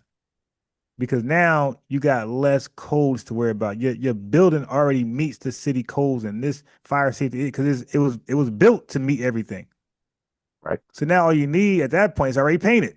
So it's already got an HVAC. So everything he claimed he needed is already done in a state-of-the-art building. When you buy, like when you guys go buy a house, how many of you guys actually buy a flipper? A flipper upper. Like you guys normally buy a house ready to move in today. The average person do not buy a house to fix it up later. When you buy a car, you don't buy a car to fix it. You buy a car ready to go right now. Get it. Okay. So when he was talking about a school, that's another red flag. When you're not buying a school that's operational and functional right away, just waiting on city codes and this and that and that and that. When you buy a school, they call it a fixer-upper. When you buy a fixer-upper, bro, you better be in that field. Yeah. When you buy a fixer-upper car, you're most likely a mechanic because you want to build it up and resell, and people do that all the time, and they do good. Okay, or know somebody. Yeah, but but they do good when you have the team, because people do fixer-uppers all the time, but they have the team. They got shows. I watch those shows, by the way, on the fixer-upper houses. They go and buy fixer-upper houses, they fix them up, and they resell them. But it's not an easy resell. Like just because you fix it, don't mean somebody's gonna buy it. And don't mean they're gonna buy it for the price you want. You want it's stressful, and you wanted to sell for this price, but you had to negotiate. Plus, you had it for so long. Now you desperate. Like, man, just give me this. Just give me that. So now, buying and renovating a rundown school to operate as a top tier educational institution. Good. Okay. Donnie. Okay. So when you buy and renovate a rundown school, fixer-upper school, and you want to operate it as a top-tier educational institution, and you are solely basing it on donations from donors with no government, state, or institutional support, that is extremely difficult, family. Okay? financially demanding, and often unrealistic, especially for a one-man operation. Look at phase one. Phase one, family, is purchasing a rundown school building. The cost of school, it ranges from $100,000 to $1 million plus. Prices vary by location, condition, and size, and that's why he's in Delaware.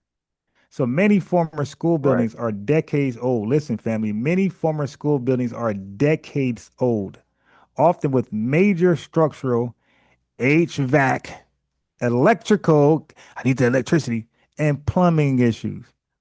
A building inspection alone can cost several $1,000s. That's what Yvette Carnell exposed on her live. Here are some major challenges. The school, family, it may contain asbestos, lead paint or mold, requiring specialized remediation.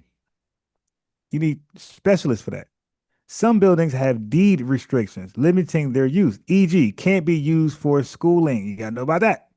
Phase two. Now, that's just phase one, 100,000 to 1 million. Phase two, renovation and upgrades. That cost, family, is $1 million to $5 million.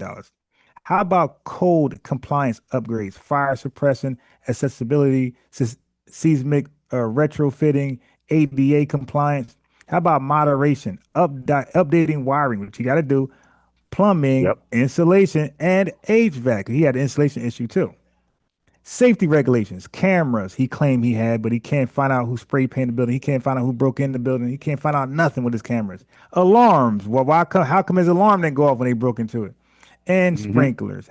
Okay, IT infrastructure, high-speed internet, routers, classroom tech. That costs money. That costs money. That costs money. Okay, what can be some early flags that this ain't going to work? The project hits multiple delays from city code inspections, which you heard him complain about on his live. Oh, city codes, man. If I was white, they would have done it. Right. Watch this. Another red flag is unexpected permits and penalties, family. He complained about that. If it ain't one thing or something else. Unexpected permits, he didn't even know he needed. These are early red flags that the school is not going to happen. Overly optimistic renovation timelines and budgets. Overly optimistic. Nobody was more optimistic than Umar. Check this out. Look at the fourth and most deadly red flag that's not going to happen. Repeated GoFundMe or donation campaigns due to budget shortfalls. That is the ultimate red flag that your school ain't going to happen. It said repeated GoFundMe or donation campaigns due to budget shortfall. Phase three, family, legal and administrative setup. Need to form a nonprofit corporation, obtain 501c3 status, and comply with federal state regulations. Must secure liability insurance, zoning permits, and possibly private school licenses. Realistic time before opening. Look at the time. Hey, FBA Convo, how long has it been? If you your best guess, Umar in the school project, how many years you think it was? Man, I've been watching Leonard Honor. He the one saved me from that. And I say that he told me that man been doing that for 10 years plus, bro. That's ridiculous. So a realistic timeline is 12 to 24 months. Well, I seen people with bigger projects than Umar, and they actually had to gut everything. They had the skeleton, the skeleton frame building schools. Because I purposely looked up schools. The dude changed the school into a luxury apartment. So Umar ain't got to do that. It's a school. So he's buying a school and making it a school. This dude bought a school and made it a luxury apartment. Like, I forgot how many rooms, but 100 rooms, something like that. So he made it something else. And it was 3 years, family, 3 to 5 years. Wow. And he made it something totally different. And so the whole building looked totally different. Like he made it, like he had to knock it out, damn near. Just a skeleton infrastructure. And then he built it back up 3 to 5 years. That was smart. Okay. So now, here's the other part that I always said, like, how you gonna pay teachers with donations? Family, the teachers gotta get paid, family. I need donations. Right. You sent $10, I need that 20. Teachers gotta get paid, family. You sent 50, I need that 5,000. Teachers gotta get paid, family. I gotta pay the teachers, family. They're gonna leave. And our black boys ain't gonna learn nothing. So the hiring and staffing, annual cost estimate, principal, administrator, that's him. Remember, I'm gonna be the principal. He's gonna make in between $90,000 to $150,000 a year. Teachers at 4 to 6 minimum, 50,000, 80,000 each. But don't forget, he's a teacher too. So he's really slick because he's the principal and he's going to teach. Remember, he said he's going to teach the history classes. So he's going to make $150,000 a year for being a principal. And then he's going to add 80,000 to that because he's going to be the history teacher. Okay, watch this. Support staff, admins, janitors, counselors, security. That's 200,000, like, and more for all of them. Well, guess what? Guess who else is the janitor? Guess who else is the counselor? Guess who else is the who's in administration and the security guard? That's Umar Johnson. So you could tag on another $50,000, $80,000 because he's going to be that too. Okay, now you got payroll taxes and benefits. So that's you can add another 25, 30%. So total annual staffing is minimal at least is $500,000 and at best 1.2 million. As a matter of fact, this is the minimum. This is it could be more. This is the bare minimum. Anywhere from $500,000 to 1.2 million. Okay, but we didn't talk about the classrooms. We talk about paying the teachers, janitors, and those guys. How about what I was talking about? How about the books? The they gotta have a lab room. They gotta do science, right? They gotta do science. They gotta have frogs for biology. They gotta have tests. They gotta have tubes for chemistry.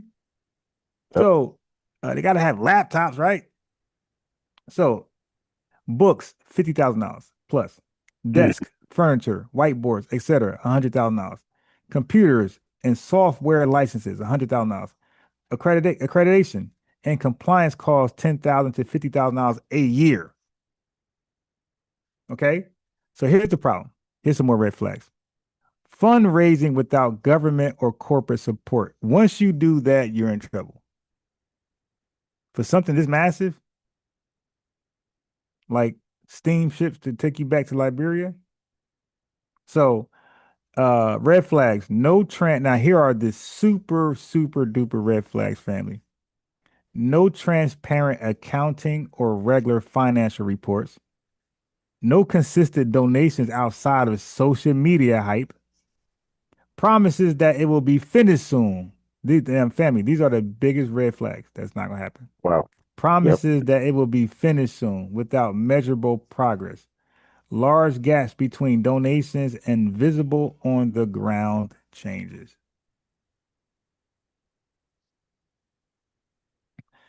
So it's not about family. It's not about, because you guys saying, well, he had good intentions. He had good intentions. It's not about whether his goals were noble, family. It's not about that. It's about whether they were logistically and financially viable for one person relying solely on sporadic donations. All right. So the early signs of concern include years of fundraising without opening. That was him. Lack of third-party audits or financial transparency. Repeated delays blamed on sabotage or haters. That's him. Oh, my account is frozen. A hater tried to get in there. A hater got into my account. That's him. Okay. Oh, they broke into the school, family. They made a big mess.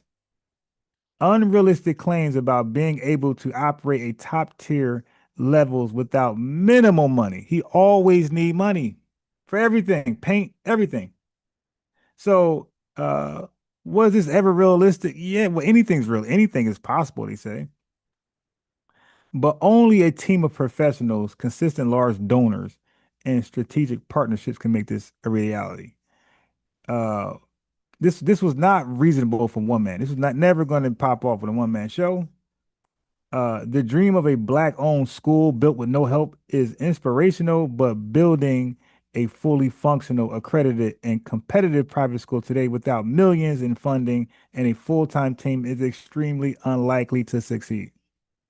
Okay, so this was another nothing burger, just like Marcus Garvey and the steamships. Okay, I don't know who's worse or who's better out of those two. but both of them had unrealistic plays, finesses for foundational Black Americans. The most, that were, you know what's funny? Because these weren't, you know what's funny? These weren't just any old foundational Black Americans. These were foundational Black Americans who were Pan-Africanists. So think about it. Marcus Garvey didn't scam any old foundational Black American. He scammed the Pan-Africanists. Umar ain't scammed any old foundational Black American. He scammed the Pan-Africanists.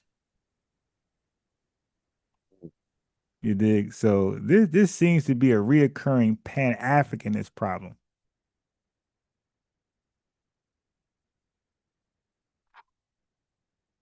That's what I think. That's what I think, man.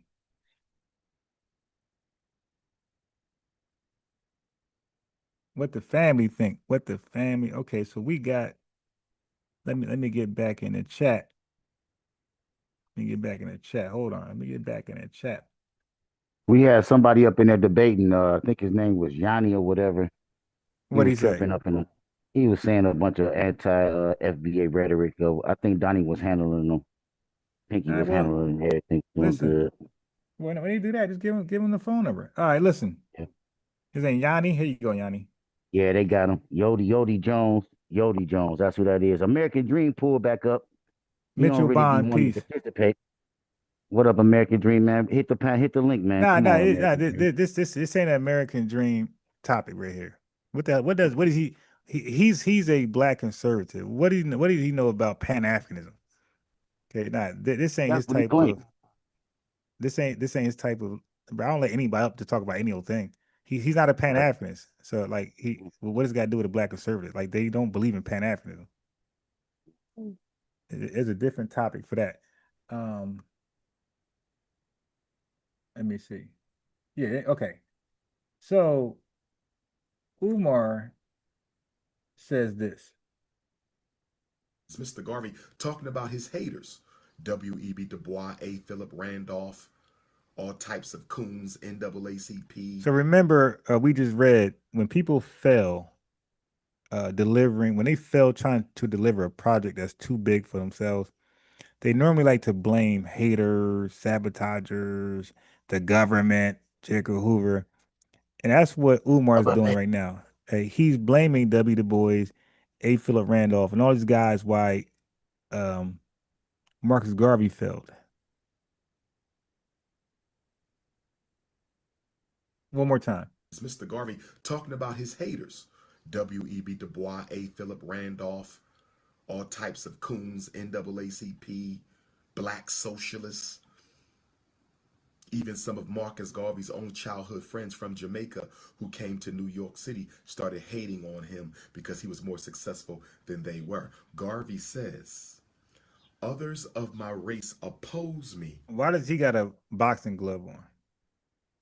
Because they fear my influence among the people and they judge me from their own corrupt, selfish conscience. I would agree with that. Most of my detractors today, 100 years after Garvey, 100 years after Garvey, most of my detractors today oppose me because why? They fear my influence among the people. Oh my God. Just what Garvey said. He said they oppose me. People in my own race oppose me because they fear my influence among the people. Mr. Garvey So that's his delusional mind. That's how Marcus Garvey felt too. Like they felt their criticism is unwarranted, unprovoked, unnecessary, and people just hate on them because they're so successful and they're jealous. They want to tear them down because they want to be in their spots. That's how Umar Johnson felt, and that's how he feels, and that's how Marcus Garvey felt. That people criticize them just on hate and jealousy, fueled by hate and jealousy. And I'm here to tell you that's the furthest from the truth. Okay, so let me see. Did Yanni come? Did Yanni? Yeah, Pan-African. Where Yanni at? Yanni just trolling. All right, Yanni, you just trolling. All right. I got a few more things. Hold on.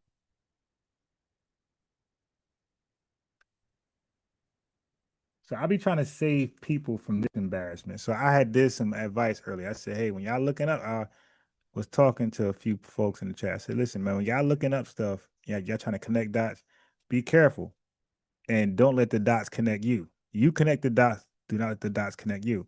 Meaning don't only read stuff and ignore, don't read stuff only that agrees with what you're trying to do, the dot connecting, and don't ignore information that disconnect your dots. Okay, because sometimes the dots just don't connect. And if you ignore the research that disconnect your dots, you're gonna sound like Umar Johnson, Marcus Garvey, Jamaican Dream, and Revenue. Case in point. Candace Owens does that a lot. Candace Owens does that a lot, and she got caught, and now she got embarrassed by Pierce Morgan. Check this out. When you say you report on these things, I can tell you no journalist who's an actual reporter would read a legal filing and then do a tweet which states as fact in their own words, he's not in jail because he's a Fed CIA asset. Okay, so he's teaching this dog on the right about journalism because she claimed to report on something that he's trying to educate now. Well, if you're talking about reporting, that's what reporters do. That's what journalists do. So this is what you cannot do in journalism, Candace Owens. You can't read a fact or something that's documented, a documentation. You can't read that and then at the end enclose your own opinion as fact. Okay, you have to let people know, I believe that. Done reading the quotation, the documentation, you say end quote, and now you let people know when, that's why we say end quote. We're ending the quote, and now we're letting you know when we are freely speaking. She didn't do that, okay? And he caught her, Pierce Morgan caught her. What she did was she reported on something, and then she added in her own opinion as it was implying or really just suggesting it was part of the article or documentation. He was saying, yeah, you're a horrible journalist or reporter if that's what you're trying to be. Like, you're already starting off on the wrong foot. So look at her response. She ain't gonna say no. Look at her response. She got caught, and look at this. Can you try to tell everyone that's not reporting on a lawsuit? That is stating your own personal opinion. And if you don't know the difference, it's because you're not a reporter. Okay, so he cooked her and educated her on how reporting goes. You don't give your opinion as fact. You just read the argument and shut up. Or read the article and shut up. Read the lawsuit. She read the lawsuit. Read the lawsuit and shut up. All right, so now look at her response. Arrived at your professionality. I guess Pierce, tell me more. What school did you go to? Tell me more. I went to Harlem Journalism College in Essex in England. Well, then we better listen to you guys. You heard them. We got to trust the experts. And I went to Pierce Harvard. Anyone to a journalistic law school, and therefore, whatever conclusions he makes are the professional and the correct ones. And you should definitely listen to Piers Morgan. Okay, so now that's her embarrassed and try to use his education as a bad thing. Well, yeah, he went to school for it. He's been trained the right way, and he understands. He got the experience. He's been doing it. So we got to only trust him. She's being like sarcastic, like kind of corny. But he's gonna cook her at the end.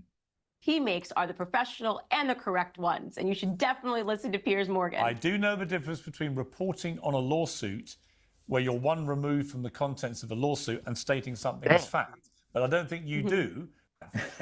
Yeah, I don't think you do. He cooked her. So I'm saying that's what a lot of you don't want to do that. You don't want to try to read something and then try to connect dots, but the dots end up connecting you. Sometimes, family, your conclusion is somewhat true, or not your conclusion, but your opinion, like going into the research. Sometimes it got some truth to it, but it's not all the way true, and the research is going to debunk it. You cannot get emotional and just ignore the research and read around it and just read what you agree with, because you're going to look like her. You're going to start stating your own opinion. You're going to look like these guys right here. Okay, especially this guy and that guy. Okay, you're going to end up inserting your own truth there that's not there. So all these guys on this panel, they act like Marcus Garvey was some great guy. See, that's them not reading the facts. That's not them reading the documentation. That's them adding their opinion into everything and stating it as a fact. And that's why I told the brother what's his name? The proper perspective. he tried to convince us that Africans did not sell us to white folks, that white folks came into Africa and stole us, or he used the term kidnapping. Well, first of all, the term kidnapping is not in scholarship. They don't use the word kidnapping. They call it slave raids. So the fact you got to add your own language there to make it sound a way that, Africans were not involved, like that's crazy. That's crazy. And then they try to act like white folks were successful in quote unquote kidnapping when they were extremely unsuccessful. That's why they came back with their checkbook 20 years ago. 200 years later. They tried to snatch up people. They died. Disease killed them. Africa's filled with disease. And Africans killed them. Europeans did not have a strong army in the 1400s, family. I know you guys think they're the strongest peoples of the world. No, this is just a recent thing, family. These guys were not that strong in the 1400s. Okay, they weren't doing nothing they doing now. So they came back with their checkbook 20 years later, and Africans themselves started the slave raids, started to go, if you're going to use the word kidnapping, they did the kidnapping. They did the taking. They rounded up us in the millions and sold us to white people. And when they sold us, they sold our Africanists with us. So we stopped being African once they sold us. That's my position. We stopped being African once they sold us. And once they sold us, that's when we became black. Once we were bought and once we landed in America, we became black. The African was replaced by black. They're not interchangeable. They're one replaced the other. If you had a German Shepherd dog, he ran away, or some habitat, and you buy a pit bull, they're not the same. You replace that one with this one. So we replaced black. We replaced African with black. Okay. So we were sold as one and we were bought as the other thing. So that's my position on that.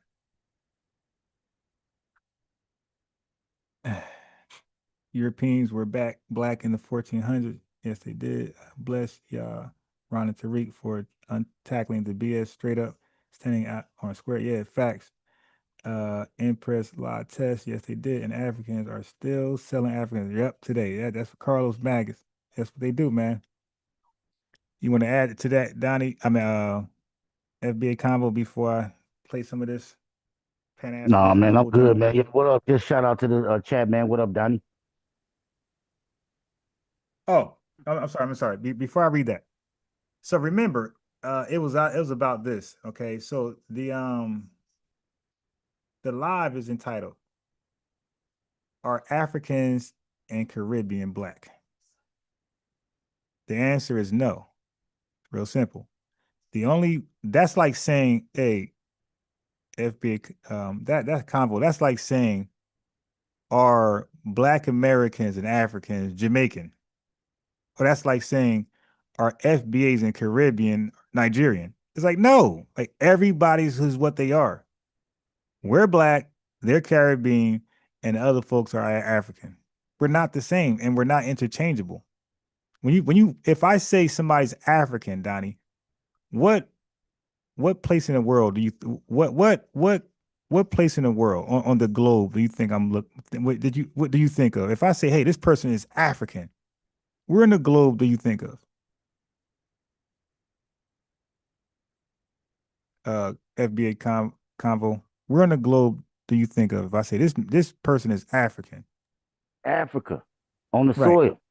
Right. If I say this person is Haitian, where in the globe do you think that come to your mind? Over somewhere, Haiti, right there. Right, exactly. So what I'm saying, likewise with Black, when somebody say, hey, a Black man was the first to do this, you don't think of Africa, you don't think of Haiti, you think of right here in the United States of America. Like, we're not going to play that game, man. We are the only Black people on the planet, and guess what? The Jamaicans are the only Jamaican people on the planet, and the Ghanaians are the only Ghanaians on the planet. So it's okay. Everybody's different. We're not the same. It's okay. It's okay. It's okay. Y'all got to stop crying. We're not the same, man. That's a lie. Right. We're Black. You're Jamaican. You're Belizean, Bohemian, wherever you want to be. That's what you are. All right. So now let me explain the thumbnail. So that's Marcus Garvey, and I got Dr. King holding the thumbnail. We know Dr. Martin Luther King Jr. never met Marcus Garvey. It's just a cool thumbnail because I couldn't put somebody else there because you wouldn't have recognized him. I couldn't have put Booker T. Washington, like, you know, Dr. King name, his face is more familiar. Right. Anyway, let me just explain the Garvey Must Go campaign because you're going to hear the Pan-Africanists speak about it and they're going to revise history. They're going to paint like Umar just did. He said Marcus Garvey had ops, W. Du Bois, A. Philip Randolph, and other coons, and the NAACP and other Jamaicans who came with Marcus Garvey. No, that's not the truth. The Garvey Must Go campaign is often painted and oversimplified. Okay. So modern Pan-Africanists, and you're going to see, they don't keep it real when it comes to the deep ideological, strategic, and political differences between Marcus Garvey and other prominent Black leaders of the early 20th century at the same time as Marcus Garvey, particularly those rooted in the American experience of racial struggle. That's not what Marcus Garvey experienced in Jamaica. He didn't experience a racial struggle, family. Okay, so the question is then, why A. Philip Randolph and others opposed Marcus Garvey? Number one, it was political strategy, integration versus separation. A. Philip Randolph, W. Du Bois, and Chandler Owen were committed to civil rights within the U.S., believing that Black Americans should fight for equality within the American system, not abandon it, not flee from it. Marcus Garvey wanted us to flee and not fight for equality within the American system. Garvey, on the other hand, emphasized Black nationalism, racial separation, and repatriation to Africa, an idea many found unrealistic and counterproductive. What did I just read? Many found unrealistic and counterproductive. This racial separation, Black nationalism, and repatriation to Africa. Okay. Now, these are the real reasons why they did the Garvey Must Go campaign. Hey, we over here fighting for civil rights, equality within the American system, and you are trying to flee from the American system. We are arguing two different directions, from two different directions. You're in our way and we are in your way. Okay. Number two, this is the other reason why they did the Garvey. So that was number one reason why the Garvey campaign started, because we're trying to fight within the system to stay here, and you're trying to flee and run from the fight, Garvey. Number two, Garvey alliance with white supremacists. I told you guys this. I said Pan-Africanism roots, origins, stem for white supremacy. I did a live on it. I say Pan-Africanist origins stem from white supremacy. So to me, I'm not surprised when we read about Marcus Garvey's alliance with the white supremacists. Marcus Garvey infamously met with Klan leaders in 1922 and expressed admiration for their commitment to racial purity and separation. He gave them flowers. Now, they don't give us flowers for being foundational, but Marcus Garvey gave the KKK flowers while they were living in full. And at the strongest point, he gave them flowers.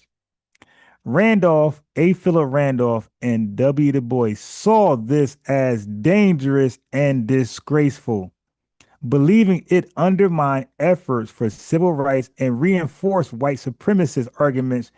And A. Philip Randolph wrote this as a result to Marcus Garvey meeting with white supremacists.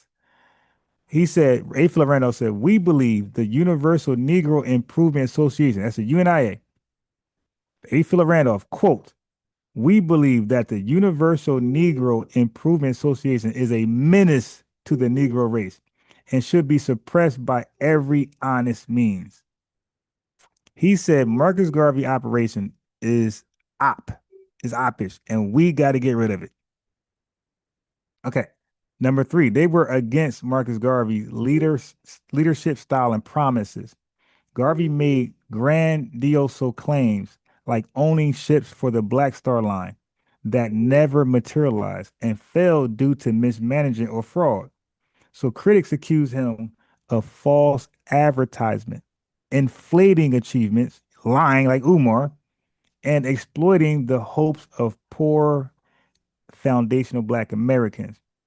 E. Franklin Frazier and other sociologists later argued that Garvey's movement had emotional appeal but little practical value. Don't that sound like Dr. Umar's school? Emotional appeal but little practical value. A. Franklin Frazier. Okay, so who were the key figures behind the Garvey Must Go campaign? A. Philip Randolph, socialist, and who's a socialist labor leader. Founded the Brotherhood of Sleeping Car Porters, believed in class-conscious labor organization and civil rights activism within America. Chandler Owen also opposed Marcus Garvey. He was a journalist and activist. Co-published The Messenger with Randolph, criticized Garvey for misleading the Black public. W. Du Bois, leading intellectual and NAACP co-founder, once praised Garvey but turned against him after the KKK alliance and financial scandals. So family, why did W. Du Bois turn against Garvey? Once he aligned himself with white supremacists. No, put it down. Don't do that. Put it down.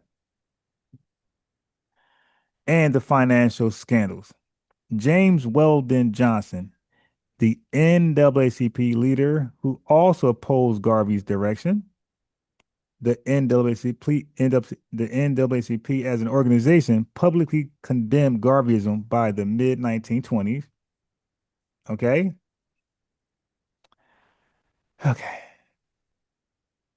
So what else? Okay. So family. Few serious Black leaders in the early 1900s and mid-1900s believed Africa was prepared to receive millions of repatriated Black Americans. Few Black leaders in the early 1900s and mid-1900s believed repatriation was a practical or scalable solution. They were not on that at all. They were not on that time. Okay. What else we got here? So anyway, early Pan-Africanists wasn't about fleeing the U.S. It was about transitional Black cooperation, not fantasy returns to Africa. Okay. So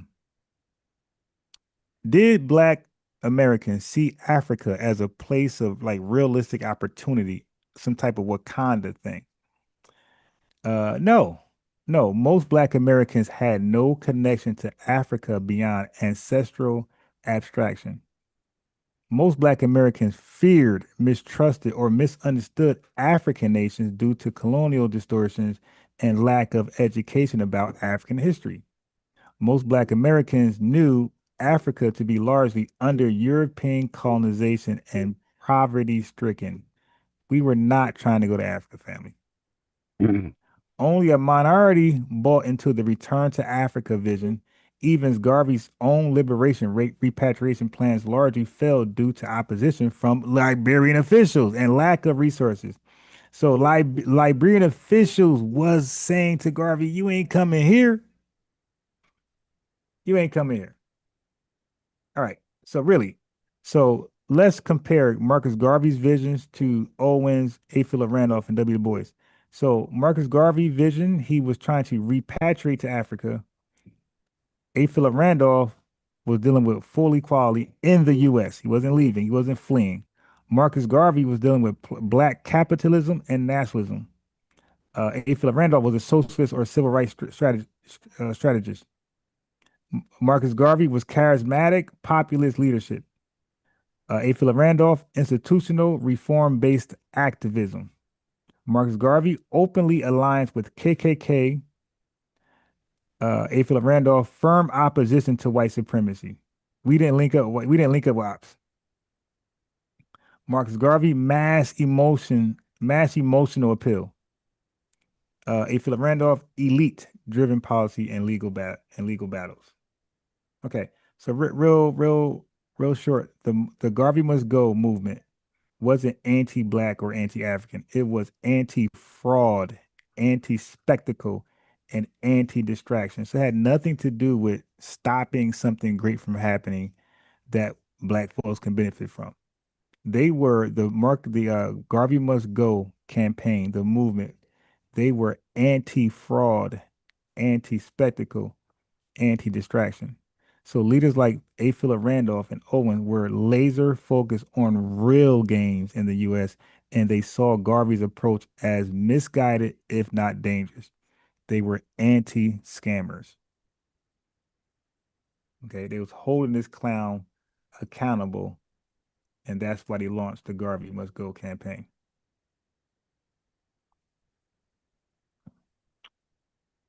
But there you go. So Yodi, they keep Yodi, they keep, you keep saying something, they keep getting rid of you. Bro, that's the Zoom link, Yodi. I'm about to log on. Come on, That's the Yodi, Zoom man. link. Let's talk about it. Yeah, I'm not Yodi, gonna double team you. Nah. I'm gonna sit back and just chill. But you might have a question or two. I might, but I ain't gonna double team you, dog. Yodi, go on over there, man. Come on. Hold on, Yodi. These Pan-Africans really don't have no courage, Ryan. They want to come up in here and disrupt the space, man, and don't want to say nothing really on business. They can't stand on business. They can't disrupt anything. But the thing is, they're used to fleeing. So look, I gave Yodi the link. I gave Yodi the phone number.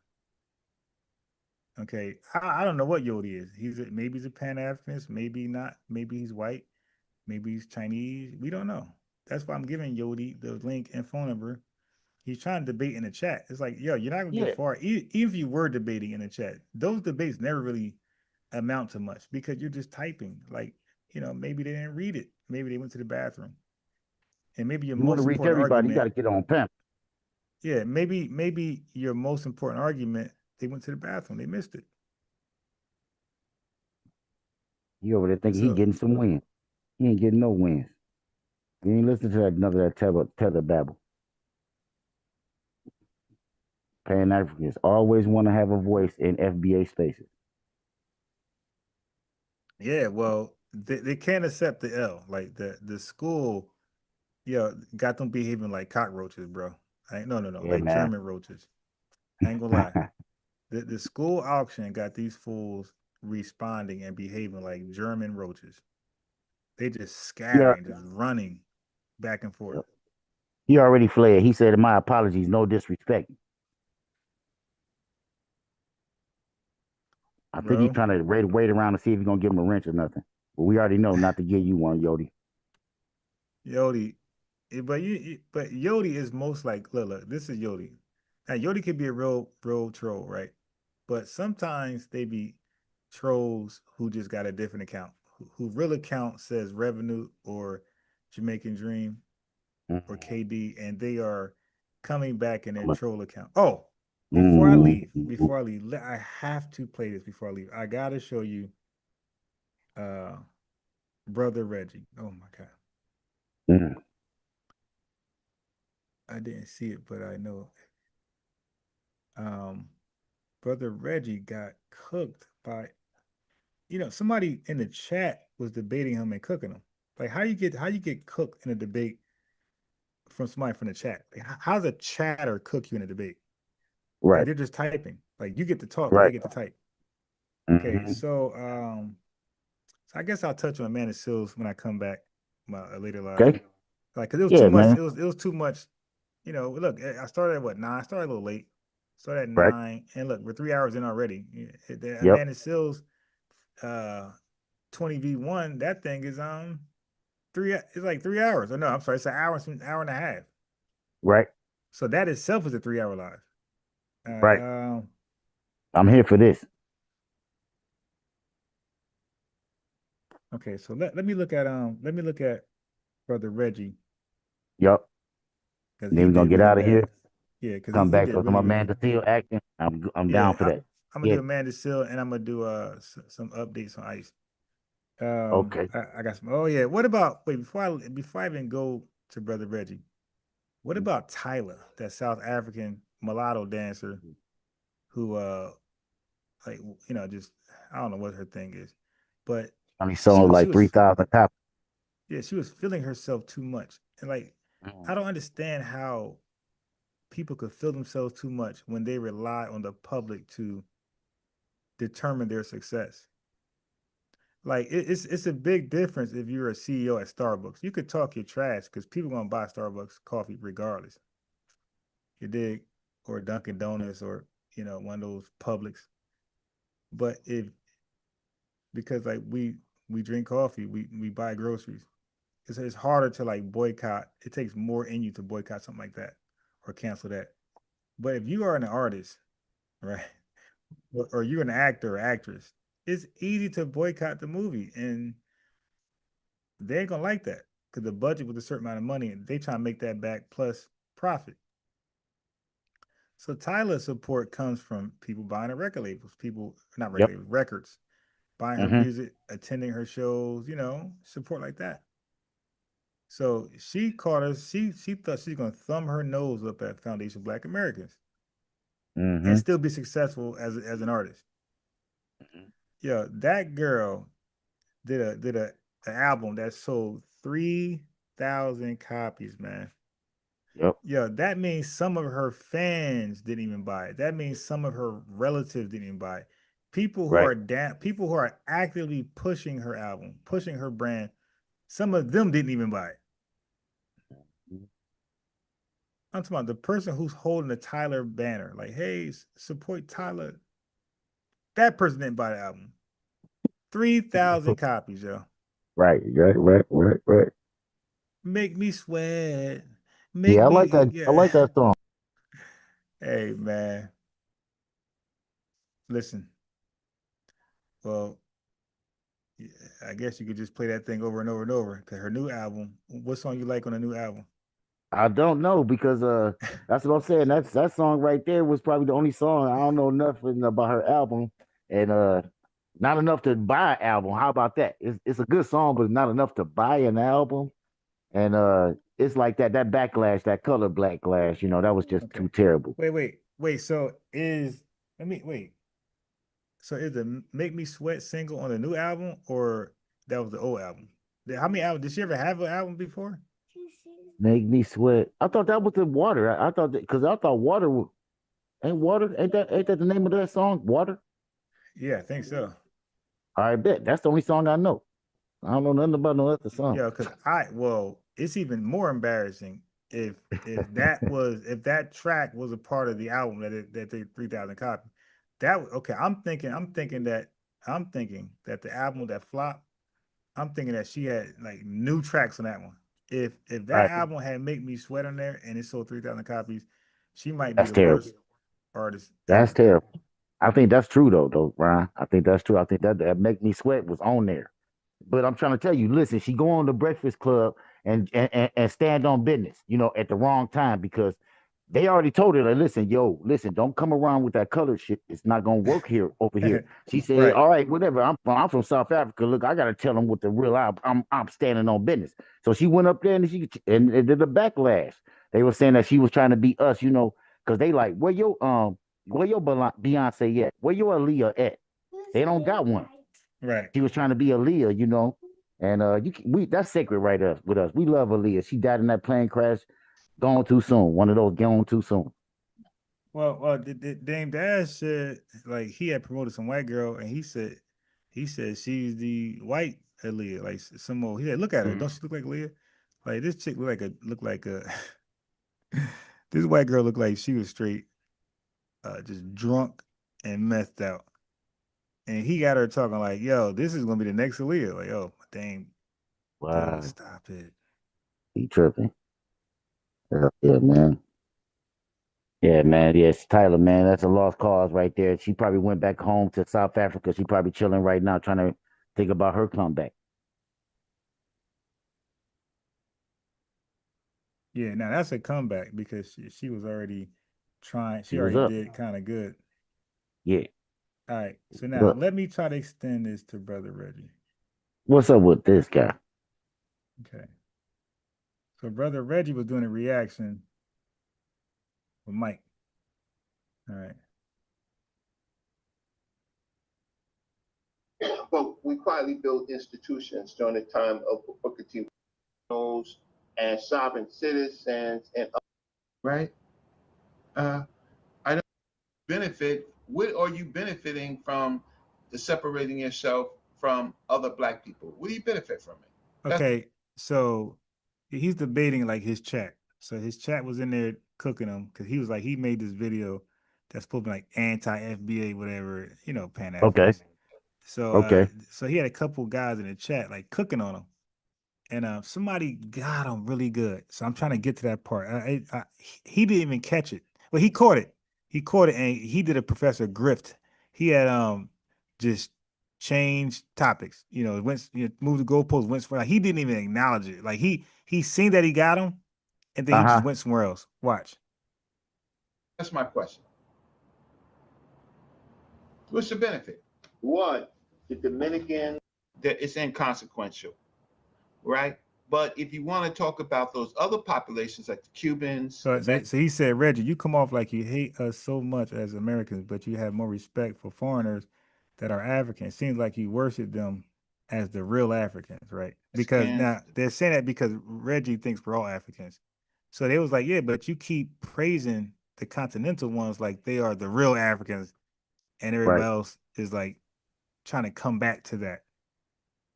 Dominicans, right? Snitching to the American authorities to get the Haitians out. But he set him up lovely because Brother Reggie had said we're all the same, right? Yeah, because they said something about, because the person kept saying Africans and Americans, and he kept saying we're all the same, we're all Africans, right? So and that's when he got him with the question. It was a beautiful setup. We stopped doing the work, but we become more criticizers. But you're not arguing who bought Okay, it. there we go. There you go. So they got onto the whole the Africans sell us to white folks. So now one thing about Pan-Africanist family, if you want to get a quick W, just ask them a simple question. Just say, hey, didn't Africans sell us to Europeans? Because they can't admit that. They can't say, yeah. They can't say they got a look at Brother Reggie. Case in point. Case in point. Hold on.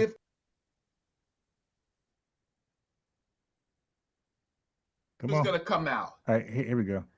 This is admit that they sold us. Okay, here we go. This is right here. Look. FBA Did you at combo. least admit that they sold us? So you're separating them from us. You see? So he said you're separating them from us. Because the question was, did you at least admit that they sold us? Right. So this was a separation question. Us as the people being sold, and them as the African selling us. So he said you're separating them from us. So meaning like we're all just African. There's no them and us. We're just Africans. Watch. And this follow-up question gonna get them. You see what you're doing? Now you're going into history. We are those people. Whether we sold us to the Europeans, but if you know history, many of those same people wound up on a goddamn slave ship. So I mean, what sense that make? He's saying he said those same people ended up on the slave ship. Come on now.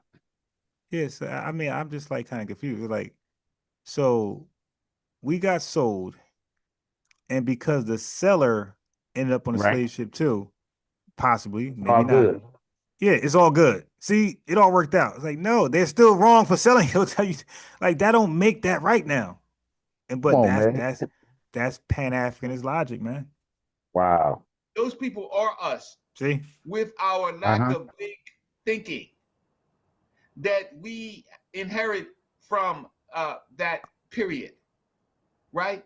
And if you're smart, you would know that before the transatlantic slave trade, right, there was the trans-Saharan slave trade. Okay, so now he just trying to just show how much he know about the slave trade. It's like, dude, we're not talking about that, bro. We're talking about Foundation Black. Your video is called FBA. It's called Foundation Black Americans.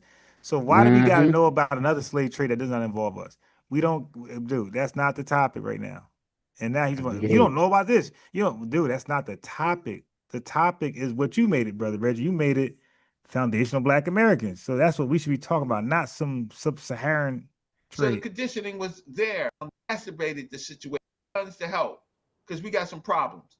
So they gave them guns. They gave them liquor. They made a mistake. Okay, he's talking about Europeans trading, the barter system. Right. Yeah, he called it a mistake. Yeah, wait a minute. How do you say they made him? Wait a minute. Don't they got to say that? Don't the sellers got to say, yeah, we messed up? How can you look back and say they made a mistake when they don't think they made a mistake? They think it was good business. Right. Right. But soon they themselves wound up on a damn slave ship. That don't make it right. It's still wrong. That's copy. That's cap. Yeah. That's Pan-Africanist logic. They didn't end up on a slave ship. They died happy in that third world country. Like, stop it. Right. So, but you're not arguing who bought us. You're not arguing who bought us, bro. We don't. What else can we expect from white people? Like, we don't really we expect them to be opposites. They're white, we're black. We don't expect people who brother Reggie say is us to do us dirty. Family, I don't know how that logic, it just don't resonate. We don't expect people who are not us to like do as well. We expect some BS to come out of that. The disrespect or the play is people who are supposedly us, Reggie words, them doing is wrong. That is the shock, not the people not us doing is wrong. The people who are supposedly us doing is wrong. That's the shock. And like that just miss Pan-Africanists every time. Arguing who bought us. You're not, you see, now Wild Dog, now you messing up. You're supposed to be in your bed. You got to wake up in the morning so that you said, now so you don't want to talk about the oppressor. You see that, family? In the religion of Pan-Africanism, you're not allowed to talk about anything Africans ever did wrong. Like he said, I can't ask, none of us can ask about who sold us. You always just got to talk about and ask who bought us. White people. They just keep bringing it back to white supremacy. So Africa is just holy. Africa cannot be held accountable. But the first chance they get, FBA Convo, they will get on us, FBA. The first chance they get, they will call us out by name, rip us apart. But when you mention Africa and their dirty hand, they will completely say, hey, well, what about the white man? Yeah, man. That's what I'm saying. You right. You just figured it out. Deflection on the white man. Big picture. Every time. And using black folks to separate black folks. You don't want to talk about them. You want to talk about, yes, okay, we made some mistakes, but we are those people that made those mistakes. See, he keeps saying we are those people. So you see, he's making foundational Black Americans and Africans the same people. So now the setup question is going to kill him because he keeps saying the same people and he don't want to differentiate. He don't want to say we're separate groups. But then in Black America, we learn to survive together. But you don't want to see that. You don't want to see the Garvey movement. You don't want to see the Garvey movement. Are you serious? The fraud movement? About major movements where we included people, right? Because we thought that strength was better. So your analysis is that's why I have to stop and deal with your analysis. You're not a historian. You don't know nothing about history. What Africans sold what Africans to slavery? And why did they sell them to slavery? Right? So I bet you your nugget, your mind, right, can't crank out that. I told you, in the religion of Pan-Africanists, FBAs are just the dumbest people in the world. We don't know history. Our mind can't crank up things. FBA Convo, they only talk to us like that. They never talk to the Caribbean like that. Hey, man, your mind is dumb. You're brainwashed. You can't crank up. And they don't talk to the Africans that live on a continent like that. They never say, hey, man, your mind is, they only talk that hard. I told you the Obama effect. They only talk that hard and strong towards us only and exclusively and consistently. Only us. We get the hard talk, but the diaspora and the Africans get the ooh, goo goo goo goo gaga, you know, like a little baby goo goo gaga. Oh, come on. But us is pull up your bootstraps. You stupid. You don't like the Roland Martin thing. Like, look, Roland Martin. You stupid niggas. You stupid. Like, that's what they do. Like all they do is talk hard on FBAs, but everybody else get the saw. Are you okay? Oh no. Look, it was a mistake. You heard them say that, right? When the Africans do some crazy stuff, it was a mistake. We do something crazy. You stupid. You can't crank up this out your brain. This is how they talk about us, man. And the religion of Pan-Africanism, Foundation Black Americans are the worst people on earth. And they gotta save us. And they gotta save us. They need donations. Oh yeah, that's another thing. Yeah, Pan-Africanism can't survive without donation. Because you don't know enough about that. See, nobody's smart. But you don't know, and you dumb. don't know enough about the Europeans, but you give them a pass. And they benefit. So we can never ask about the sellers. Family. Flexion. FBA convo. We can never ask about the seller. We only gotta always talk about the buyer. That's called revising history. That's omitting history. Taking out the dirty hand, that dirty fly finger of Africans who made the sale. They hate we looking that way. What you say? You talking? I want to talk about the buyer and the seller. They did a business deal. See, so Brother Reggie kept saying, you don't want to talk about the buyer, you want to talk about the seller only. Then he said, hey, I want to talk about the buyer and the seller. They did a business. And the seller, how about that? Yeah. I want to talk about both of them, not one or the other. You think it was business? You think it was business? You think? Yeah.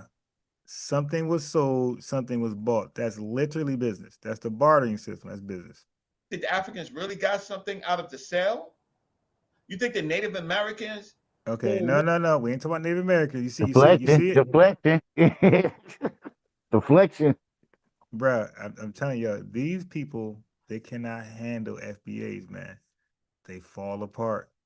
Simple stuff like that. He's falling apart. Oh, they said so Mahan for trinkets, got something out the deal? We're not talking about. You missed me with that BS. Yeah. Okay. What's this? I do see the Garvey movement and other movements. So if you saw the Garvey movement and other movements, garbage. You knew that. You should know that parents were enslaved. His voice be dragging. Were enslaved Africans. Do you know that? And they wanted to get home, so they joined the Garvey movement. They wanted to get out of America. Okay, so you see that? He's saying those that came to America were Africans. They were African slaves, and they wanted to get out of America. They joined the Garvey movement. So he's calling FBAs African, like ex-African slaves. So remember what he's doing. When it comes to us, family, he's only acknowledging Foundation Black Americans as Africans.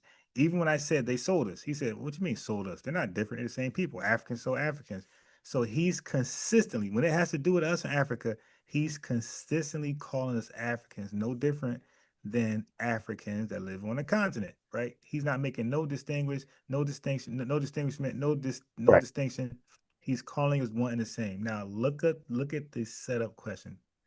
Oh my gosh, I'm so embarrassed. That's the whole purpose of the Garvey movement, to get out of America and get back home for those people. See, Africans, African slaves, ex-slaves, join the Garvey movement and go back home to Africa. These guys be making up history, man. These Pan-Africanists, and they're okay with that. Like it's like white supremacists. Like they don't feel nothing wrong with them trying to rewrite history. Yes. Right? For some of the recent descendants, slavery stopped in the United States? No, you don't. Nobody knows history, but you don't know that Africans, there was a legal slave trade, and then there was the illegal slave trade. Yeah, we don't know that. You don't know nothing about the Gulf River, you don't know nothing about the Missouri River, where Africans was continuously coming in, so much so that they banded all people in Africa. Instead of coming to the United States, snuck You ain't good at history. Nobody's And good at then, history but and then Pan-Africanists. and then there's different type of slaveries. There's do you know what sharecropping is? You know sharecropping is a form of slavery? When did sharecropping end? My daddy was a sharecropper, right? My daddy was born in 37. He's a sharecropper. If he had moved to Virginia from North Carolina, if he was 50 in North Carolina. All right, get ready for the setup question. I'm fast forwarding for the setup question.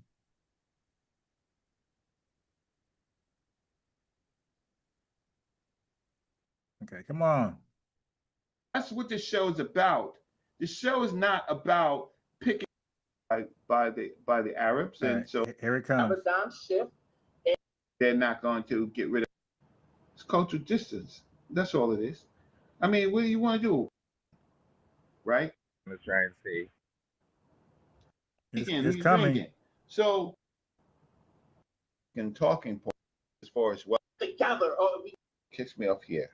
I said now what gonna bury the act my people and things of that nature, and everything that I say and how I feel.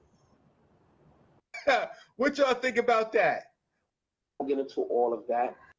Just play out. Sorry about that. Other people don't, right? So I want the people. No, okay. So we you no kind of thing right now. You're supposed to see. All right, so I might hold on. Let me get it. Let me just narrow it down. Okay. We can't let them off the hook. That second question was a doozy. Okay.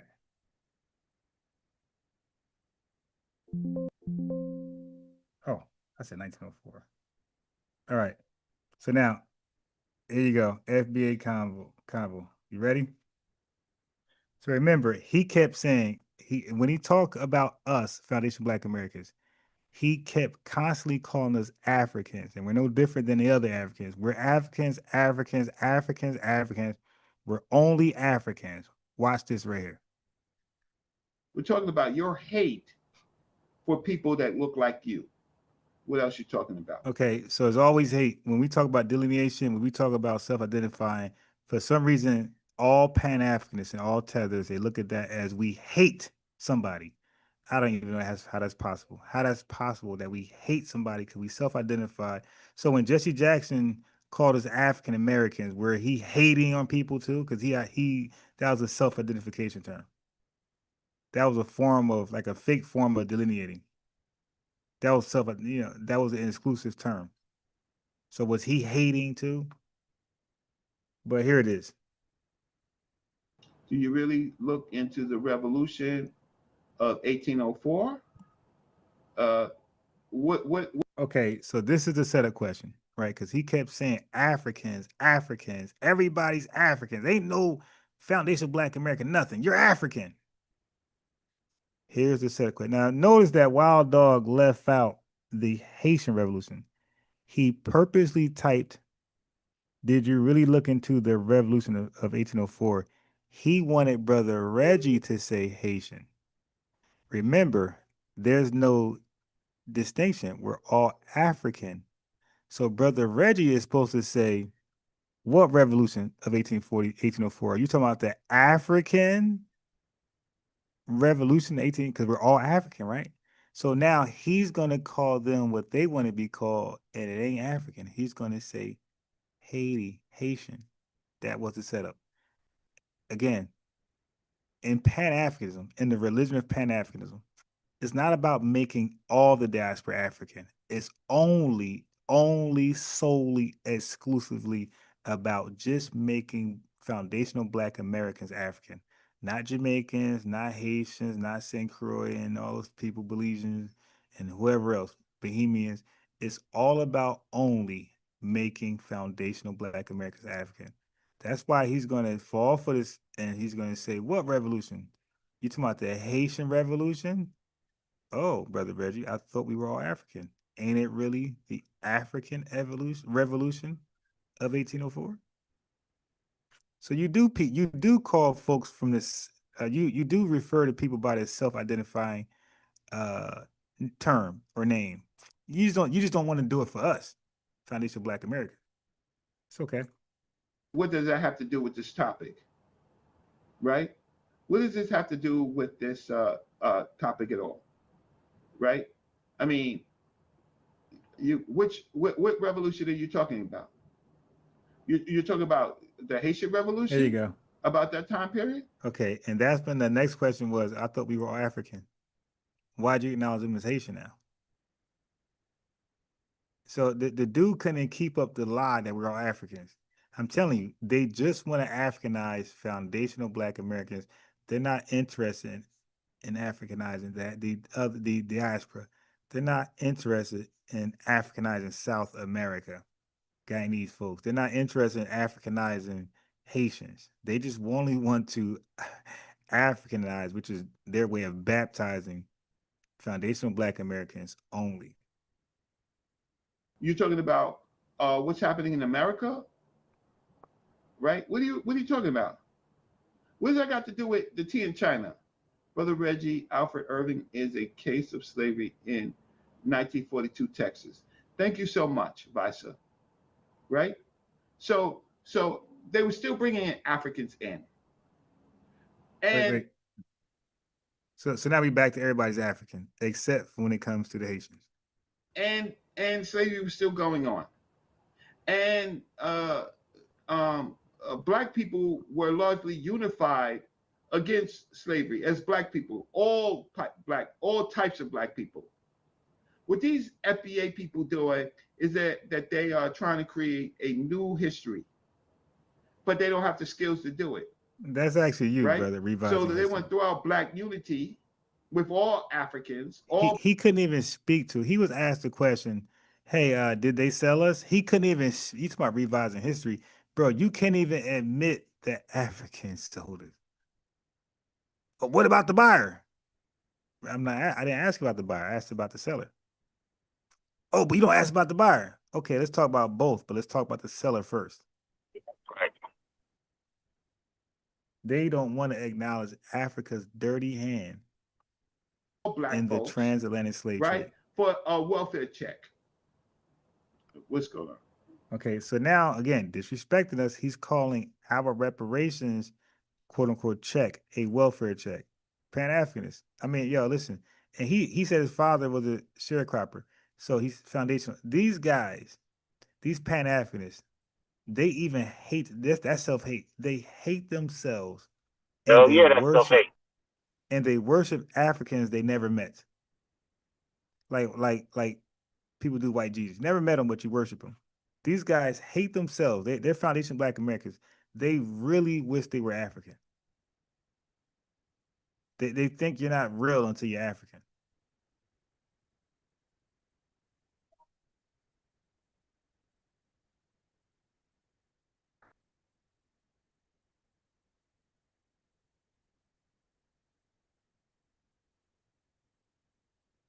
They hate themselves as foundation Black Americans, and they love Africans, Africa, who they never met. They have Brother Reggie has no African friends. You dig? He might be on a panel with some, but when I say friends, I'm talking about when you get offline, you go hang out with an African. Genuinely. He has zero, man. Probably not. Yeah, when I was in Georgia, we had Foundation Black Americans, we had Jamaicans, and everybody spoke to each other. Hey, bro, this family, I'm not capping. The only people, and it was like one of those, you know, those housing things where like you ride into it, like the community, and then at the back of it be like 5, 6 houses where it's just you dig, by yourself. It's like a dead end. You got to circle back around. But that's where they lived at. And man, the Africans were the only people that nobody really spoke to. Dang. Because they didn't speak to them. And like none of these folks over there call themselves Foundation Black American. You dig? But it was known. Jamaicans waved, Foundation Black Americans waved. Everybody waved except, and the Africans are right there in front of you, bro. They will walk to their car. Their kids, they like when people had birthdays. I remember like they even invited the Jamaicans even invited my son. Like my son ain't being real cool with the daughter. He ended up being that's like was his best friend out there. But when we first got there, bro, the Jamaicans barely know us. They invited my son to the birthday party of the older. They did. That's like cool. 12.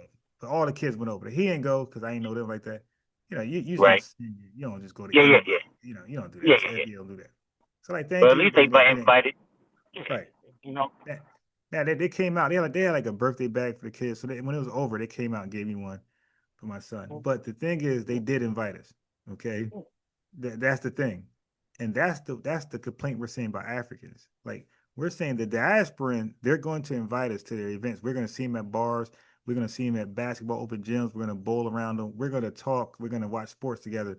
That's the diaspora. You're going to be around them and you're going to socialize with them normally without it being forced. You're not going to get that same level of Africans. Okay? And those Africans at that house, they didn't wave at nobody. And as a return, nobody waved at them. I'm talking about they're right there. They got kids. They got little kids. None of them went to the birthday party. And when they have the little African birthday parties, they don't invite not one soul, bro. They only invite Africans. Like they have that African thing over there, just Africans. But you want us to, yeah, they weren't doing that. They're like really, really Africans. But you guys want us to act like that doesn't exist. And somehow we're all going to get along in Wakanda and we're going to fight systemic racism with these Africans. Stop lying. The reality is they do not just Foundation Black Americans. They don't even invite the Jamaicans right there. They didn't invite them either, bro. Nobody's coming to their house except for Africans. That's sad. That's sad. That's the delineation that they was already doing, calling me a kata, and I didn't even know it already. I didn't know.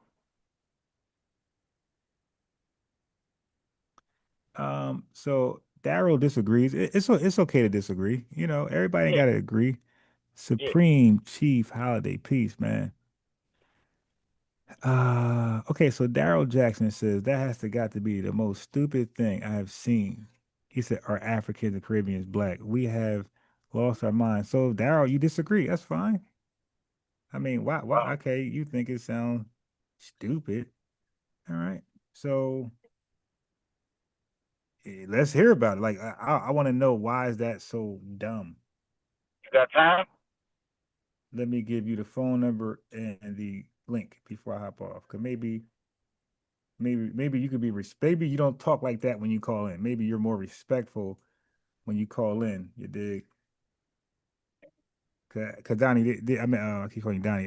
FBA Convo, they do that. So what they'll do is they'll purposely cuss us out when they call in, so the conversation don't go nowhere. You know, they'll disrespect us. Oh, that's stupid. So we gotta hang up on them. Right. So Daryl, do me a favor.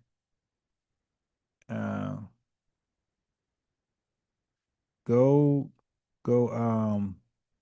call that phone number. Daryl, small, brief conversation. Just explain to us. You know what? You ain't even got to debate us. Just explain to us why you believe they're black. So Daryl, two things. I gave you the phone number and I gave you the link, the Zoom link. Now you don't have to call in, obviously. You don't got to click the link. But I just want to have a small 5-10 minute conversation with you. And I want you to explain why Africans and Caribbean people are black. That's all. Just your opinion. Then I'm going to give you mine. And then we could, chop it up and then we could all leave.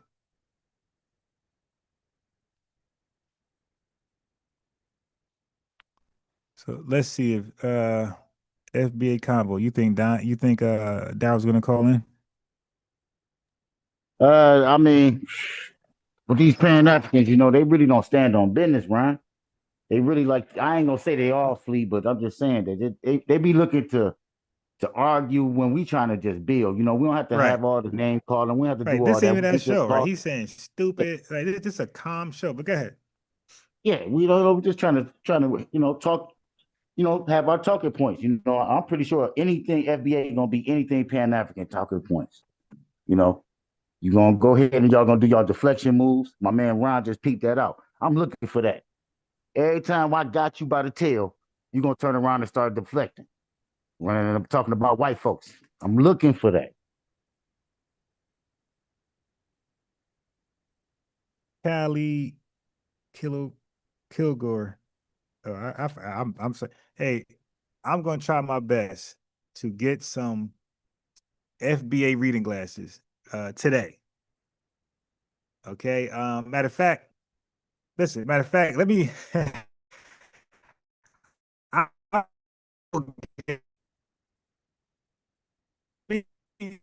maybe